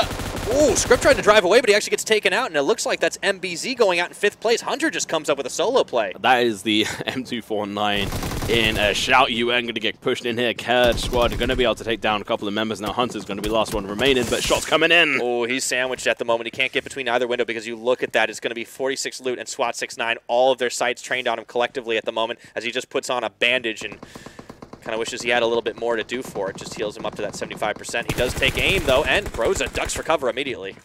Yeah, they're going to be very much hard push for this. They have to use a lot of smokes to be able to do this. Grenades coming out from 46 Loot. They might be the saviors of Kurd Squad. It's down to Kurd Squad, 46 Loot, and SWAT 69 on this final Erangel of the semifinals. Who's going to take it? Who will get that chicken dinner? All these teams already qualified. DP 28 coming in favor here. Moha's getting lit right now. He's got to be careful. See if Ray can clutch this one out. He's got a couple of kills for himself already. Kraken does get headshot by Dabby. And that's one of the more silent members of SWAT 69. We haven't seen as much of him in recent weeks. He hasn't even been in a lot of the games. Yeah, I mean, he's definitely one of the unused substitutes for most of the time. I think he's been in maybe 2 or 3 games in total. Giving him some practice right now definitely makes a lot of sense at the moment. When you're already qualified, you can play it out. And unfortunately for Kurd Squad, they're going to have to bail out of this house. It's in the blue. Yeah, not anymore. They need to chuck in the smokes so that they can actually cross. But I don't even think that's going to work. Unfortunately, they have nowhere to go.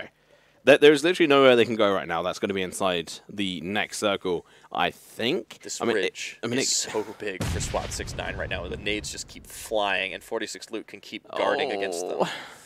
You just got to run for it. Okay, now they're screwed. There is nowhere to go apart from into the fire. Oh, look at that. Oh, boy. Ari's going to chuck the smoke. They're just going to try to run through the fire and the flames. Can they make their way out? They've got to do it. Getting ready for it. Another smoke is coming up. The tension's mounting right now, but Tom, they've got to run.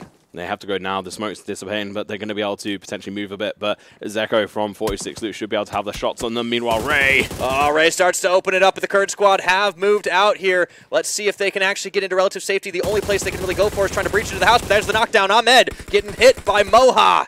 And Moha takes down Ahmed at the end of it all. It's down to 2 members of Kurd Squad who just try to snake it through the smoke. This is not going to be an easy play. And 46 Loot just holding the line against them.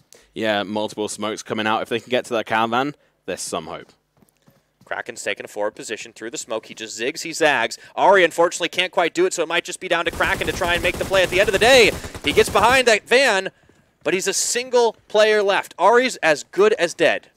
Yeah, I think Kraken's going to die in a moment. He can get down a smoke, but I think this is going to be pretty much it at the moment. Ari's taken down. Dabai gets the finishing blow here, and it looks like Kraken will go out. It's down to a 1v1 in terms of teams. SWAT 69 and 46 Loot. Whose number is going to be up next? SWAT 69 going to be coming in with the win, I think, here, but I'm calling it a little bit prematurely. Am I going to be right? Or 46 Loot, are they going to be proving me wrong? They've got a decent position, but unfortunately, they haven't got the height advantage or peak advantage here. Yeah, it's really all going to come down to the wire right now. We'll see who's able to take it away at the end of it all. SWAT 69 coming in from Saudi Arabia, facing off against Egypt's 46 Loot, the team that came alive at the end of groups. They've kept their edge ever since then, but will it be enough of an edge to cut SWAT 69 down to size? I think Ray really was going for fisticuffs here, but 46 Loot, they want as many points and a chicken dinner if they can, so I don't think they want to go in for the fisticuffs. 3v4. SWAT 69. They've got the numbers, just not the positioning with the house. However, the next circle, it's going to keep on closing in right now. Look at Groza playing just up to the edge here, and all the cars are blown. There's nowhere to go. This is going to be how the semifinals ends. The final match, the final showdown. The final countdown, in fact. Cue up Europe, man. The final countdown. Lovely voice there, Tom. You are just off the chain, man. I love it right now. And you know who else is right now? It's Dabai from SWAT 69, just getting as much of the time as he possibly can, trying to light him up, and explosions coming left, right, and center. As we are still with 7 players, nobody has gone down just yet. Dabai trying to keep eyes on Zico as they do breach over to the caravan. They're going to have to force that reposition out of SWAT 69 because they can't get the angle on them that they want. Zico's low. Going to have to use that first aid kit. Yeah, and so everyone's going to have to shift to the center here. It's actually going to be in favor of 46 Loot. They're still inside this next circle. So they actually have the full advantage. SWAT 69 have to push against them, but they get the knock. That's the headshot down on Moomin. Moha comes in clutch at the last moment, and finally the desperation breach comes through. The numbers have never been better right now for SWAT 69, and you can see it's going to be a 1v1 between Ray and Zico. Can he come out clutch? He gets him down, spraying through, and this has got to be the end of it right now. Into the house they go. Alush makes a final stand, but it is SWAT 69 that get the last chicken dinner. GG, well played, and appropriate for them to be able to get this and ending it with a healthy amount of kills, 11 to boot. So that is going to be a decent amount of kills. That's what that actually places them first place. Yeah, I think it should, actually. So we'll take a look at the final scoreboard to see where it all ends. But SWAT 69, after having several rounds that just didn't quite go in their favor, since they had already been qualified, they dropped out early. A surprise loss in Vikendi versus Kurd Squad. Yeah. They finally turn it around at the end, and they prove that they belong at the top of the table, as it will now reset going into the regional finals. Same as 46 Loot. Surprising through the semifinals. They've just been performing consistently. It's no surprise anymore, for sure. Yeah, no, definitely. And so we're going to go into the highlights here. First off, it's AM versus 7T. All right, Butcher really had the number of 7T early on, but this was a much longer fight than either team had bargained for, and you could tell, even though they kept trading shots, they lasted way too long on Pachinki. Meanwhile, Koro just gets lit by Kurd Squad, and he ran afoul of them as they were down here on the island. as they went a little bit to the west. Of course, that circle went up way to the north, and here was when Tess and the rest of JS had their hopes faded. This is what we call a throw. This is pretty much what they did. They threw this chance away. They played a little bit too aggressively against a team that, to be honest, are better than them. MBZ aren't amazing, but they definitely are far superior to that of JS. But nonetheless, this was an interesting fight from multiple angles. L&D pushing up, getting killed by multiple teams. The MEA coming in here fighting, but then Kurd Squad coming in to clean it up. Yeah, Kurd Squad definitely showed him who's boss at the end of the day, and this team is very solid at breaching, methodical play as well, even when they were being fired on by two teams. You could see Falcons just nearly had the angle, but it was the superior numbers, the superior tactics from Kurd Squad coming out to save the day, and this is why this team is so beloved by the fans.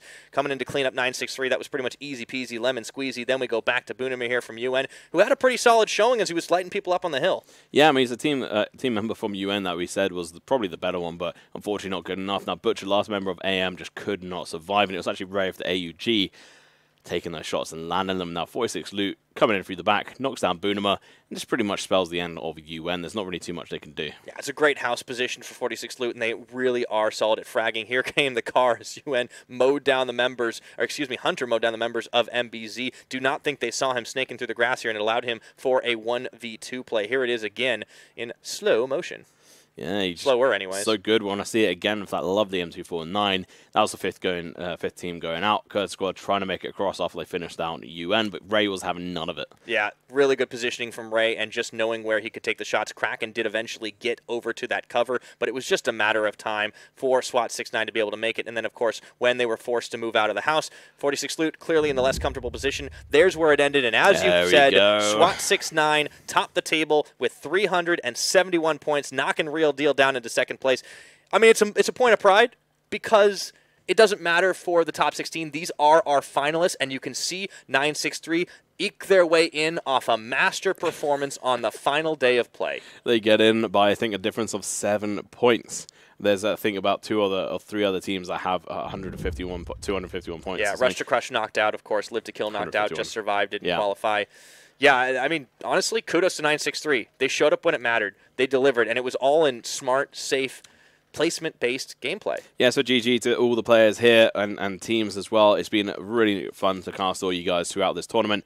Bit of a FN chat for all of you guys, but still, good try. Nice to see you. See you next time. You know, they had some good plays. Each of those teams did show up every now and again, but we're going to take a look back at the victorious teams, the ones that are going to be going on into the next one. This is, of course, just from this round. You take a look at SWAT 69, Kurd Squad 46 loot. All these teams, they had already qualified. So, you know, they could have a little bit of fun if they wanted to. But SWAT 69 really were like, all right, this is where we're just going to show everybody up and get that top placement. They waited till the end, so they kind of did it in style. And 11 kills on top of that chicken dinner, pretty respectable. Yeah, and it was really good. But you know what's funny? If TRD had shown up on the first day, they would have actually been able to try and stay at the top. But because they didn't, they got pushed off the mantelpiece, and I'm fairly certain Hixie is going to be fairly upset about that. And Kevin, going to have to show them up in the finals, man, for sure. I think they'll definitely be trailing on SWAT 69. Now, taking a look at the damage leaderboard for the end of this one all, it was, of course, Ahmed and Ari at the top of it. But even though they didn't get outshone by Moha and Ray, in the damage numbers, they didn't place above them anyways. And, well, the Kraken was released again, you could see. 624. Kurd Squad just showing up. It's just crazy how well they're doing. And also in the top kills as well. 2 in the top 5 placements there. That's insane. I mean, 7 and 6. Oof. Who says you can't pull off quite a lot of kills and frags and get those points for it, even if they're only worth a single one apiece? In the head-to-head, we will take a look at Kurd Squad and SWAT 69, 1 and 3 in the standings, respectively. And yes, Kurd Squad, the majority of the kills. Yeah, and they actually come in here and they actually outshine SWAT 69, one of the teams, well, the team known for killing the most players in the whole tournament.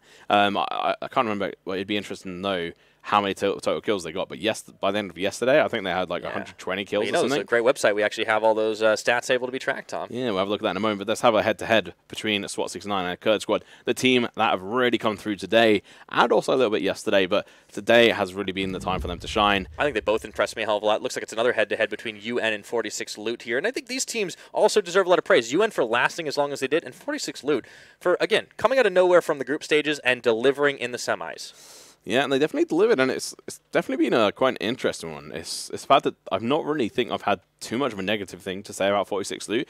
They've just been like a mid-team where they've actually played very decently, and pretty healthily through a few of the games. Now we're actually kind of mixing it up on the head-to-head because it's SWAT 6-9 versus 46 Loot in the actual players. 1 kill for Groza, none for Alush, and this was actually a very low kill game for 46 Loot. Unfortunately, Azem didn't even low in. Yeah, Dabai, honestly, since he doesn't get to play very often, this was a pretty good performance. 2 kills for him as well. And then you see Moha really carrying the banner as well with 5 kills, 811 damage. 2 headshots too, not too shabby.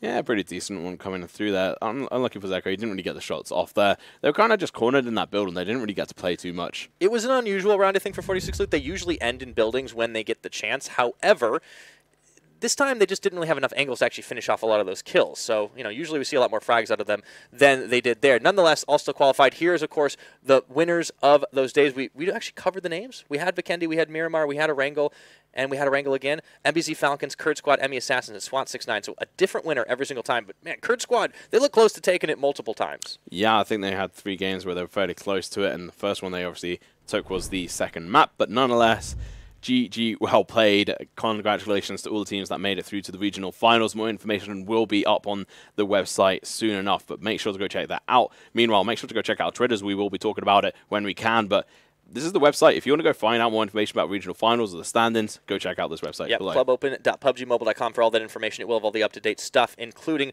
when all the dates and locations for the finals will be up there on the website. Of course, not just yet, but it will be coming very soon down the pipe. And then YouTube. There's also a fantastic place to see all the highlights. So many highlight reels from this tournament so far, man. Definitely make sure you go hit that subscription button at youtube.com/PUBGMOBILE. And you got a ding-dong, then notification bell. One last time, man, and this has been an absolutely fantastic semifinals. I have loved every single minute of the PUBG Mobile action, and I cannot wait for the regional finals for the ME region to come through. Tom, man, it's been an absolute pleasure.